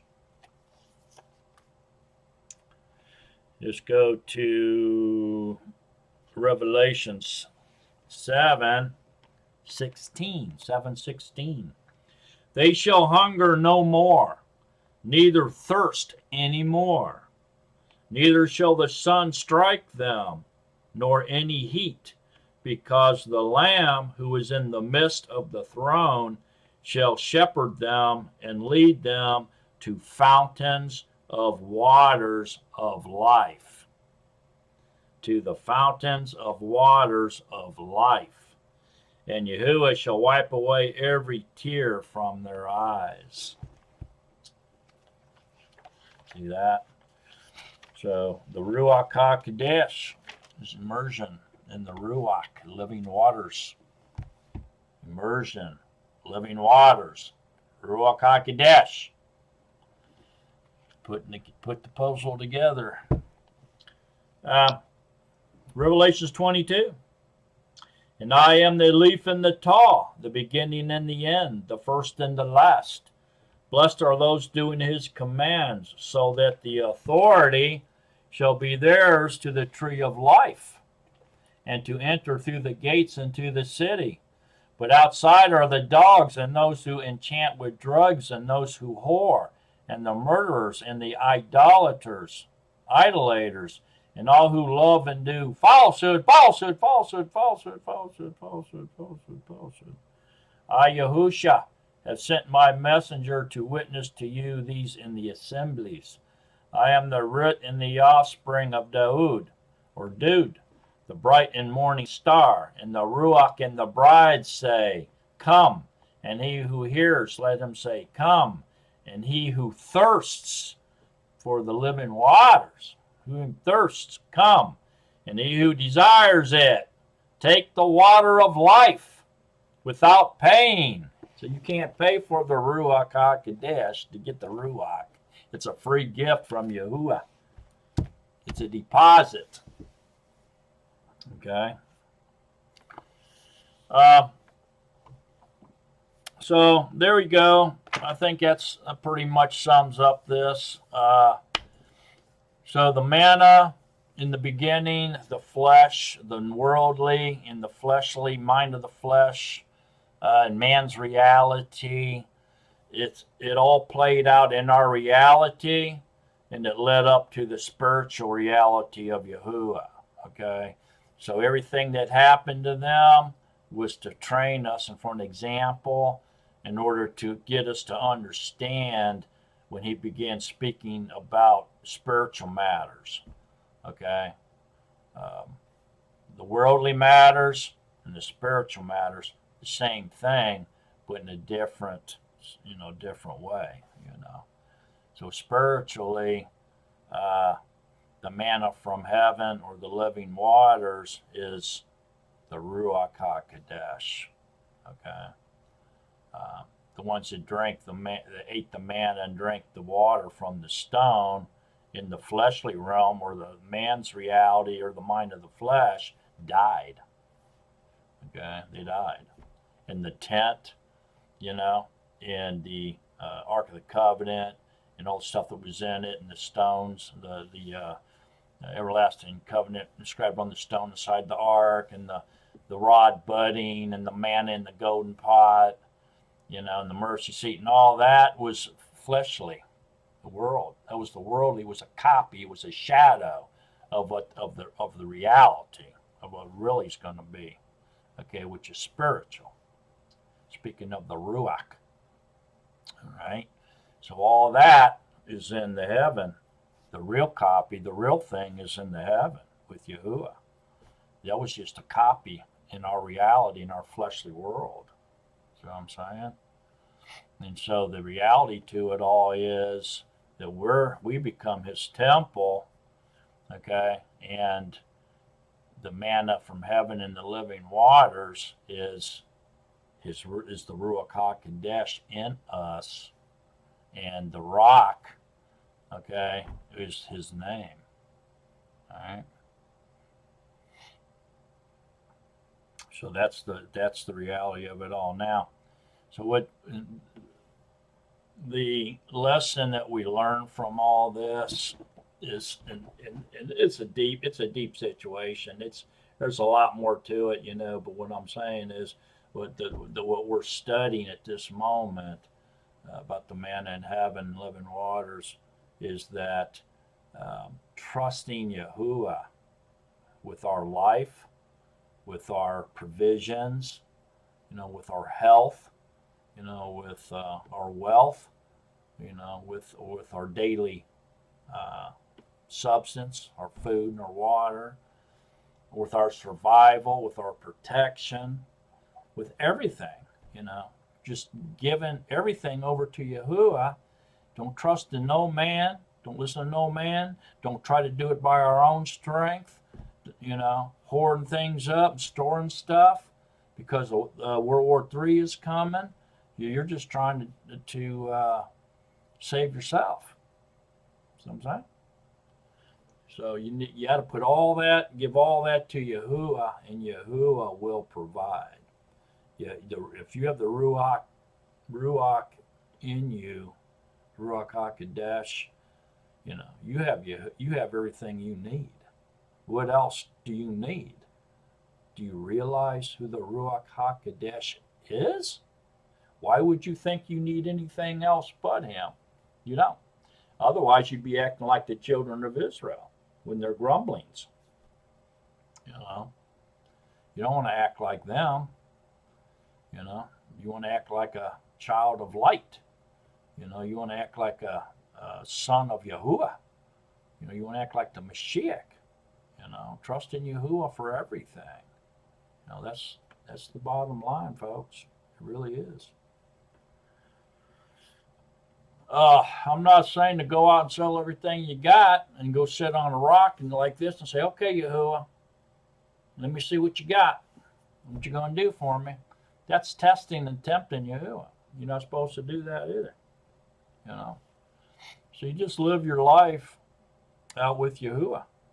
Let Yahusha live through you, and look out your eyes and ears and let him live through you, and he'll take care of you. If he leads you to a job, if he wants you to store stuff up, and you feel that the Ruach is leading you to do that, it could be for a purpose. You know what I mean? It could be for some purpose of his, So do it. If you believe the Ruach is leading you to do it, then do it. It could be that World War III hits, a third of mankind is going to die. The carnage is going to be unspeakable. People can't even understand the magnitude of that, really. Can't even get it. But maybe he's going to use you and everything you've stored up in order for his purpose later on. Maybe to help bring others to him. Maybe your kindness of sharing what you have with somebody that is starving or something, where you help them recover, that's on the verge of death. You help them recover with your supplies and your love and your example of the Mashiach brings them to Yahuwah, and he delivers them. Maybe you'll save a soul because you're doing that. In other words, who knows what his purposes are, but if you feel that the Ruach HaKodesh is in you and he's leading you to store up a bunch of stuff and hide it in preparation of World War III, then do it. Do it. That's up to you. That's between you and the Ruach, not me. I'm just giving you an example of trusting, loving, believing, in Yahuwah and no one else, not even yourself. That's what my point is. No. Yes, World War III's coming, the Great War, the worst one man has ever seen. It's going to be worse than all the other wars that was ever fought on this planet combined. You take all the other wars that man's ever fought and put them all together, this Great War is going to be worse than all of those put together. Okay? The carnage is going to be much greater. That all those wars, all the deaths, doesn't add up to a third of mankind, today's population dying. That's more people than all those wars put together. It's going to be horrific, okay? To the point of we can't even understand it, So after that war, either it's going to be really close in proximity as comes the 3.5 years of tribulation, okay, which are going to be unbelievable as well. And then, of course, the climax to the 3.5 years of tribulation were the last 3.5 years of our 6,000 allotted years, right, of man. There's allotted to man. 6,000 years. So that 3.5 years is going to be our last 3.5 years of that 6,000 years. See? And that's going to be horrific as well, and it could be that the Great War of 200 million soldiers and a third of mankind dying might fall in that 3.5 year period. I mean, that would just make it even more devastating now, wouldn't it? Nobody's saying it has to fall outside of them 3.5 years, the final 3.5. It could fall within the final 3.5 years of tribulation, which would make it really unbelievable. The misery for them. The final 3.5 years are going to be awful, and the climax to those, of course, is Armageddon, and that's when the Antichrist and the armies of the world are going to come and surround. They're going to attack Israel through the valley of Armageddon there, and coming down and fight through there, come down into Jerusalem, surround Jerusalem, right? And it's going to go nuclear. Israel's going to nuke. And at that point of total annihilation is when Yahuwah is going to come back and save his people from total annihilation, destroying themselves. So he's going to cut the days short. Otherwise, no one would survive. Not even the elect. So what I'm trying to say is there's 3.5 years are going to be power packed. It's going to be a lot of things going on, but it's a short period of time. 3.5 years isn't that long. So you're going to store up enough stuff to get you through them 3.5 years. Is that what you're trying to do? Are you storing up all this food, medical supplies, ammunition, survival stuff, water, in order to get you through the 3.5 years of tribulation on your own? Is that what you're trying to do?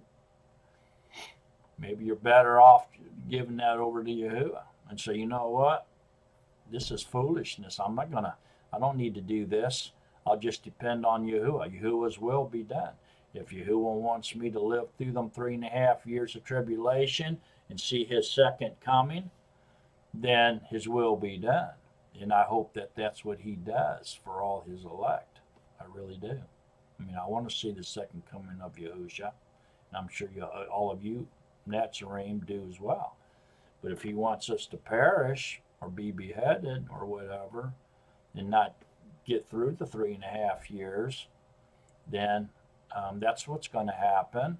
But 3.5 years is a very short period of time compared to 6,000 or even to infinity.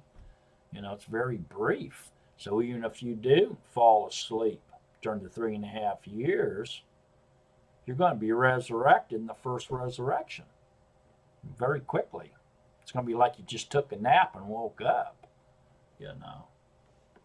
So you don't really have to save and, pile up a bunch of stuff in preparation to the tribulation years. That's just being fearful. Don't fear man. Don't fear what man can do to you. Just fear what Yahuwah can do to you. Trust in Yahuwah. Put all your trust in Yahuwah, not in supplies, in your own arm or other men. Just Yahuwah. That's it. You'd be way better off. Way better off. And that's what the manna, and the living waters and the rock and everything that was told to us about the children of Israel coming out of Egypt. That's what it also is. All it gives is that's an example of what we should be doing, trusting in Yahuwah and obeying Yahuwah. That's what that was all about. Even coming out of Egypt is coming out of the world, coming out of the beast, out of evil, out of an unstained lifestyle, unclean lifestyle. That's what Egypt represented, all that idolatry, falsehood, selfishness, people, fighting and scratching and kicking, trying to get ahead of the other one. You know what I mean? Gluttony, all that. That's what Egypt was representing. And then bringing you out of the world, or calling you out, set you apart. And then they went through the Dead Sea crossing, right, which was the water. He brought them through water. That's immersion. He cleaned them up. See, this is all the things that happen in the flesh is what's going to happen in the spirit. In the end times, that's what it was all about. The relationship is mind blowing, really, if you really consider it. Then of course they go to Sinai, and at Sinai they're giving the commands. They're giving the right rulings and the way they're supposed to live their life, and deprogramming them, and he gave them he married them, gave them the covenant, marriage covenant, the everlasting covenant of marriage, and at Sinai, but it was on the tablets and all that. Now it's scribed in your heart, and married them, and they went out and lived their life, and they just grumble. They grumbled and they complained and they tried to do things their own way. They didn't listen to him.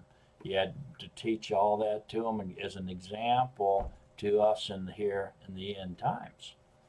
The Ruach HaKodesh is available to us, the manna, the real manna, the true manna from heaven, and the true living waters is available to us in the spiritual realm, the Ruach HaKodesh. See that? And then you take them into the promised land, okay? They crossed over, that means you're going from the fleshly world into the spiritual realm, and you cross over, into the promised land, and then into eternity, in your immortal bodies. That's what it all signifies, It's just a copy and a shadow, all of it, to what was really going to happen in the spiritual realm with the Ruach HaKodesh. Okay. So I hope that helps everybody, and put all your trust, efforts, your hard work, your time, your money, your life, everything, your attention, everything, okay, into Yahuwah. Invest in Yahuwah and receive the Ruach HaKodesh, the gift of promise.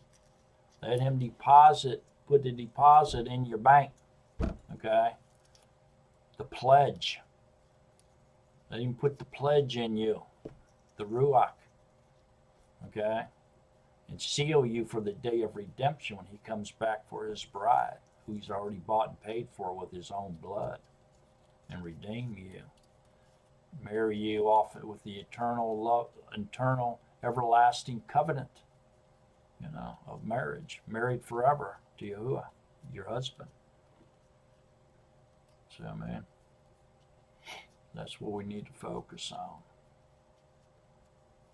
That's what it's all about there, people.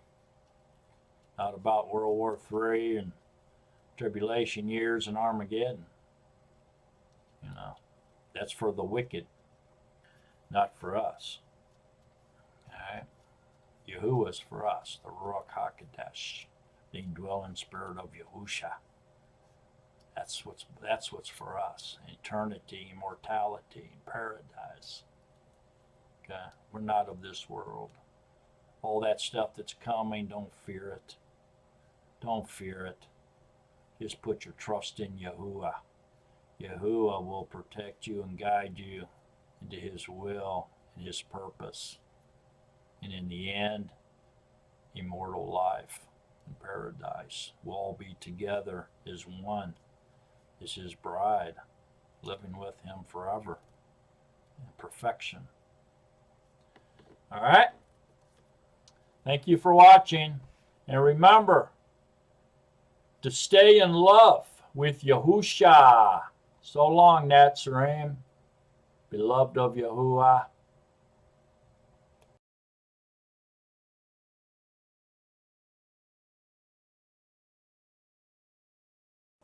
Bonus feature time. All right, 1 John chapter 5, verse 1. Everyone who believes that Yahusha is the Mashiach has been born of Yahuwah, and everyone who loves the one bringing forth also loves the one having been born of him. By this we know that we love the children of Yahuwah, when we love Yahuwah and guard his commands. For this is the love for Yahuwah, that we guard his commands, and his commands are not difficult, because everyone having been begotten of Yahuwah overcomes the world. And this is the overcoming that has overcome the world, our belief. Who is the one who overcomes the world but he who believes that Yahusha is the Son of Yahuwah? This is the one that came by water and blood, Yahusha Mashiach, not only by water, but by water and blood. And it is the Ruach who bears witness, because the Ruach is the truth. Because there are three who bear witness, the Ruach, and the water, and the blood.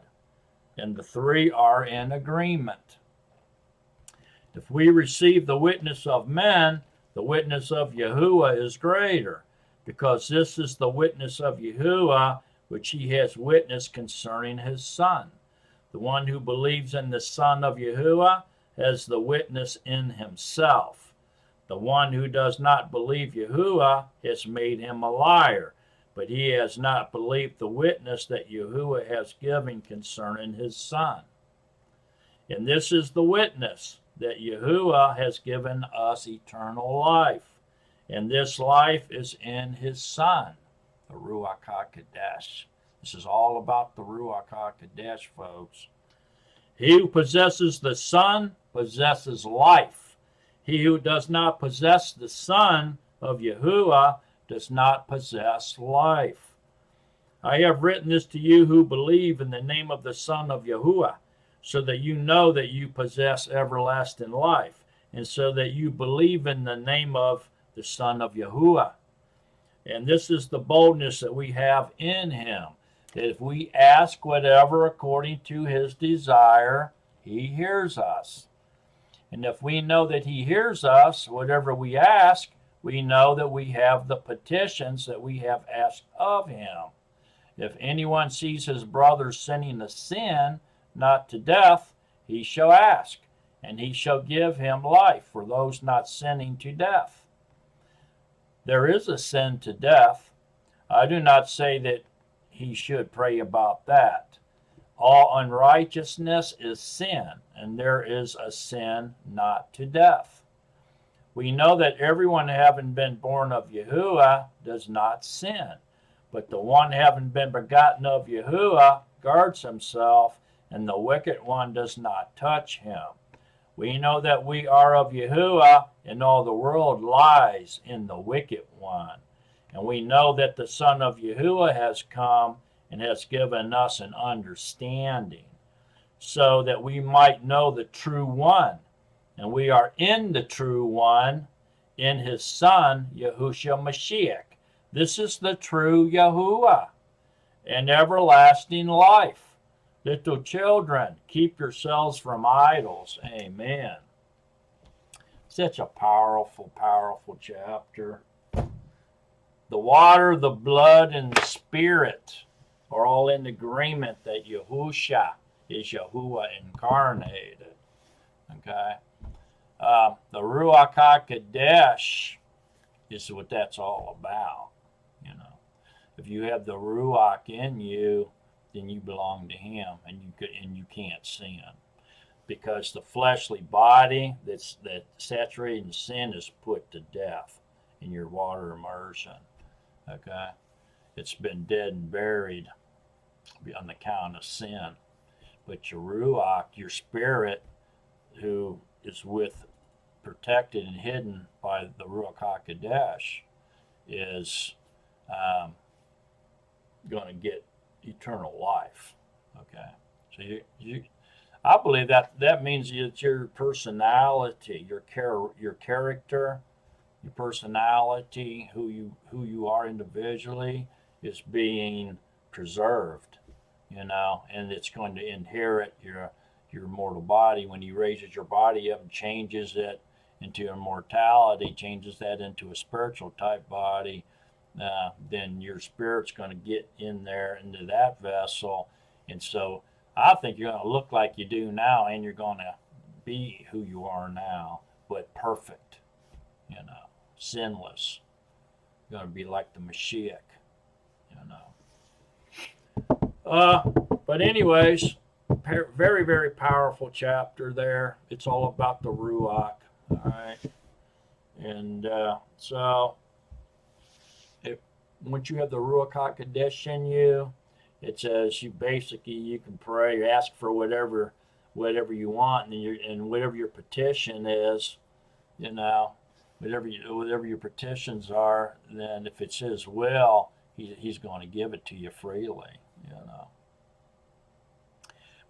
it's got to be all about him, all about him. If you want something, it's got to be for him, in order to increase the body of Yahusha, or increase the kingdom, or increase Israel, to promote the kingdom, and to love Yahuwah, and to love your neighbor with whatever you're asking for.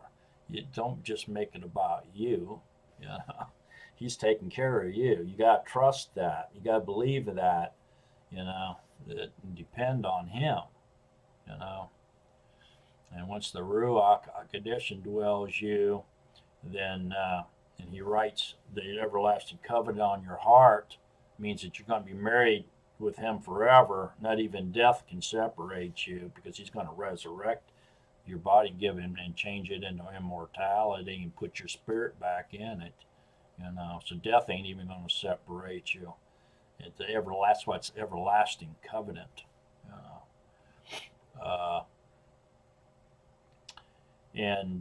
So when the Ruach is in, when the Ruach and you are together, he's going to take care of everything that you need for provisions, or to sustain you, for survival purposes, everything according to his will. Okay, and guess what? At the end, when we're all in the kingdom of Yahuwah, after the millennium reign and the white throne judgment and all that, we're all in the immortality with him.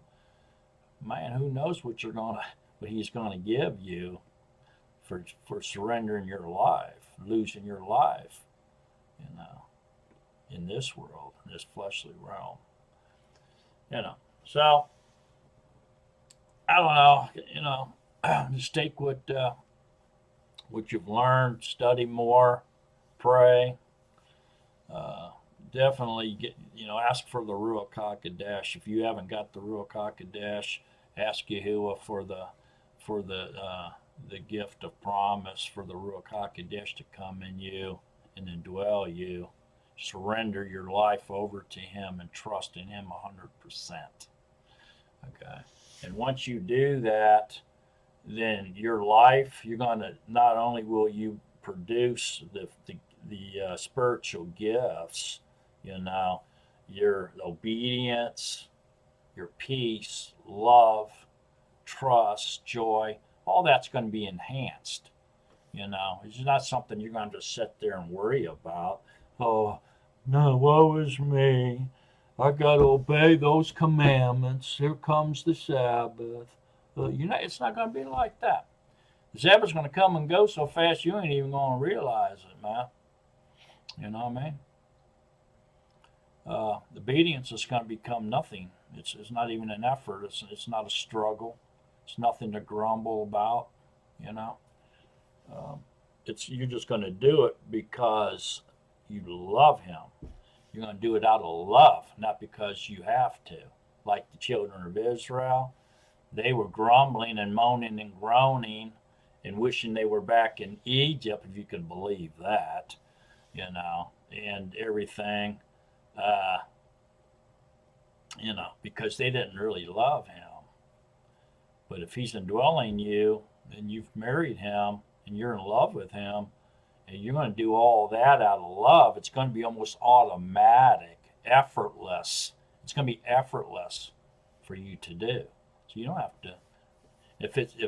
If obeying the everlasting covenant or the commands, or loving your neighbor as yourself, or loving your enemy is burdensome or hard for you to do, then I would suggest that you do not have the Ruach HaKodesh in you, and you need to pray for that. You need to ask Him for the Ruach.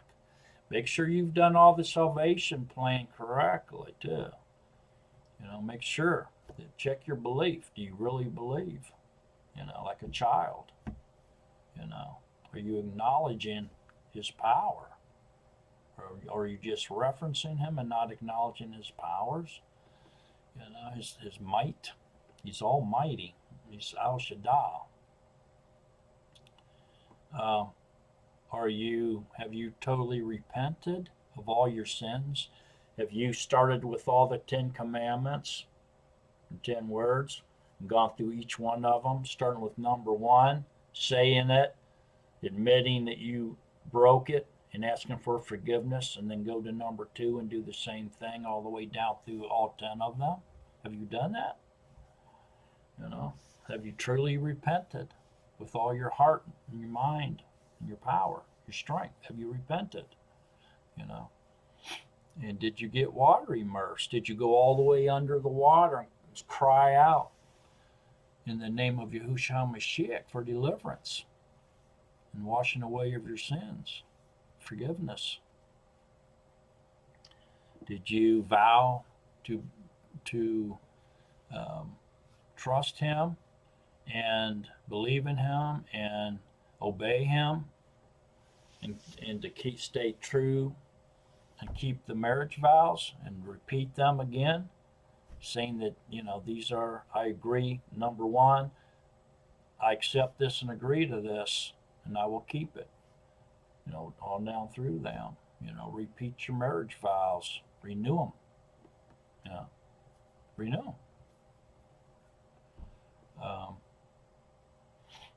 And then ask for the Ruach HaKodesh, to come in you. Ask for the gift of promise to come in you and fill you, and seal you for the day of redemption.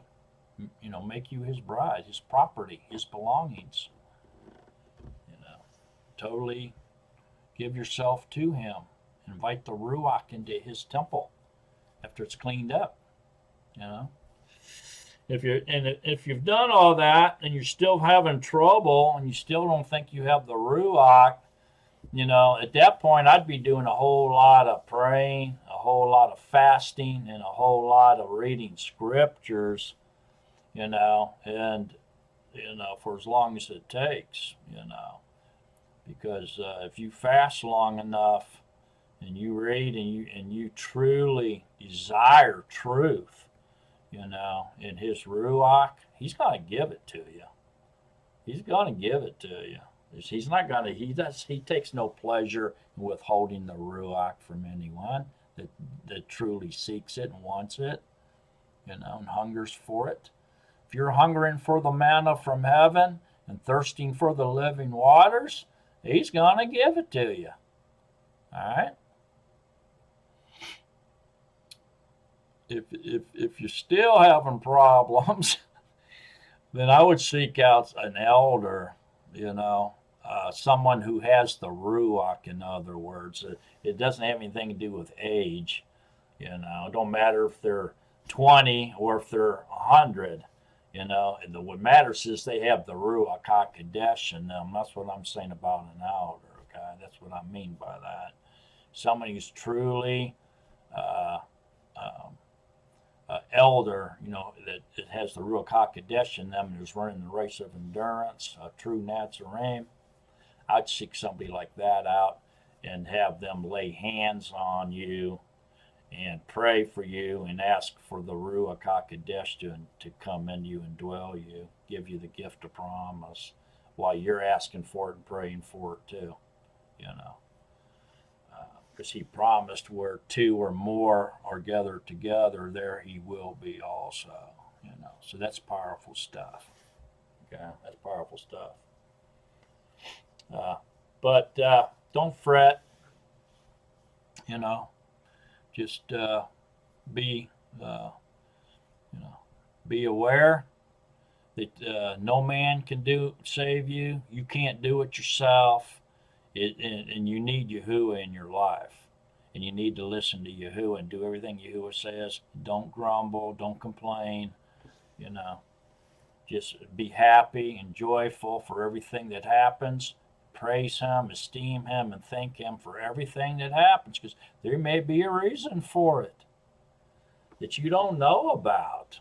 That shows discipline, man. That shows trust.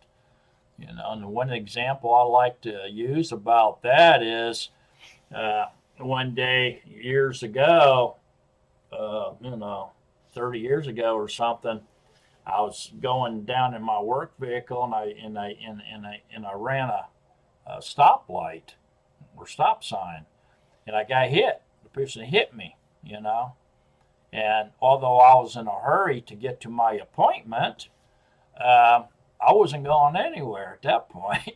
Right, I was stuck. They called the police and the whole 9 yards. They had to do the accident report and everything. So then my haste made waste. But anyways, I thought immediately, pretty almost not immediately, but just fairly quickly after the accident had happened, we were waiting on the police. I was sitting in my vehicle and I just thought to myself, why did this have to happen? Why did this have to happen to me? I blah, blah, blah.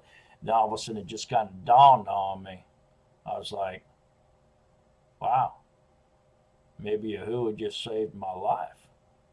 Maybe if he didn't stop me here at this intersection with this little fender bender, I would have got down to the next intersection or a mile down the road or something and got hit by a semi or something and got killed or paralyzed, So maybe it was a blessing in disguise, And I've always kept that train of thought, and you should too. So thank him, be happy, grateful, and joyful no matter what happens to you, because it could just be a blessing in disguise. You got to look at it that way. Don't let Satan steal your joy. Don't ever let anybody, the devil, demons, or anybody else, any man, steal your joy and your peace from you. Those are gifts from Yahuwah. When the Ruach indwells you, you get that peace, because you know that he's taking care of you and you have nothing to worry about. I mean, the Ruach HaKodesh in you, and you're going to worry about something? Come on now. Silliness. I mean, people think about what happens if they do this or they do that, but they don't stop to think about what happens if they don't. In other words, so you don't go out and you say somebody wants to make some kind of deal with you and it's on the Sabbath day. You're not supposed to buy and sell on the Sabbath, right? So it's a big deal. So, I can make $5,000 on this deal. And this guy's saying, look, I either we do it today or I'm going somewhere else. Okay, and you go, I can't lose that $5,000. I got to pay my mortgage and car payment or whatever. And so you bend and you go ahead and make the deal and get that 5,000. Okay, so you were just disobedient, right? Or you didn't trust Yahuwah, right? So you just trusted your own self. You went after that 5,000 that you're making on your own, right? Well, so Yahuwah says, okay, you wanted the 5,000, you got it, right? But what if you didn't have done that? What if you would have said no to that 5,000 and trusted in Yahuwah, and the next day or a few days later, a $50,000 deal landed in your lap on a Monday morning, because you've refused that 5,000, or you hit the lottery or something, because you refused that 5,000, instead obeyed and trusted in Yahuwah. See what I'm saying? So you never know, man. So always trust, and no matter what the situation is, don't let the devil steal your joy and your peace from you or anybody else. Stay joyful, stay in his peace, stay thankful, trust in him, be devoted, love him, stay in love with Yahuwah, and be joyful and happy and in love and trusting and loyal to your husband. No matter what happens, who cares? As long as you're clinging to Yahuwah and staying focused on Yahusha, what else can you do? There's nothing greater than him. Nothing. To have him in you, the Ruach Kadesh in you, there's nothing greater than that. There's nothing. Nothing. All right. So there you go. I hope that helps. Thank you for watching. Peace and love to everyone. And remember to stay in love with Yahushua HaMashiach, your husband. So long, Nazarene, beloved of Yahuwah. Man, it's nice to talk to the beloved of Yahuwah. Wow. Wow. Just think about that. Wow. So long.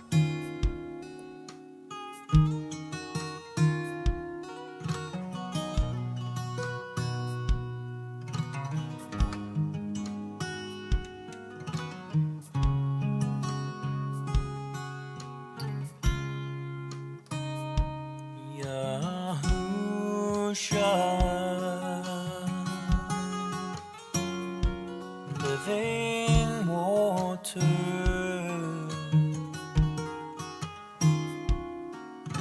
Baruch haba b'Shem Yahuwah,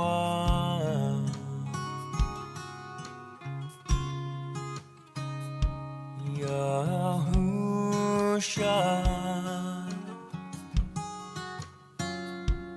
Living water,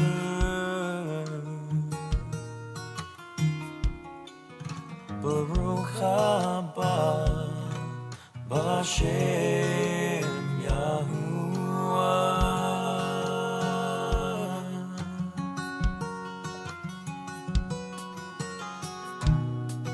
I sing out with praise to you. Your name is beautiful to me, my King. I sing out with praise to you. My heart desires to honor you, my Yah. I sing out with praise to you, Yahusha.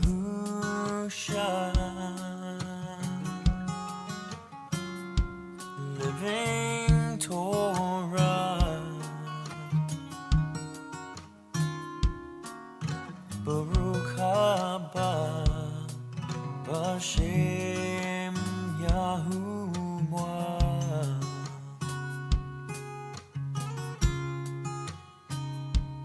Yahusha.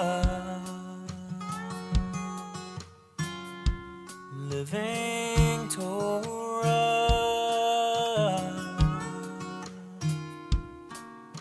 Baruch haba b'Shem Yahuwah.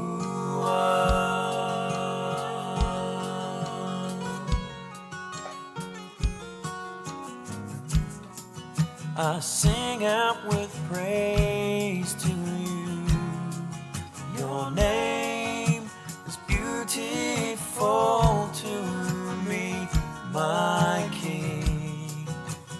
sing out with praise to you.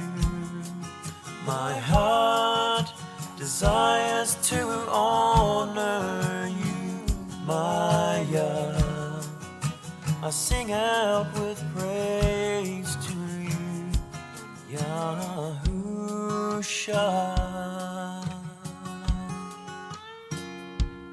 Living Torah, Baruch haba B'Shem Yahuwah.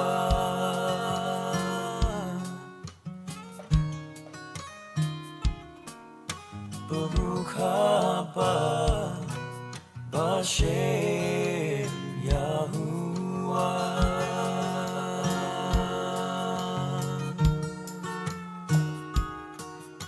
Baruch haba B'Shem Yahuwah.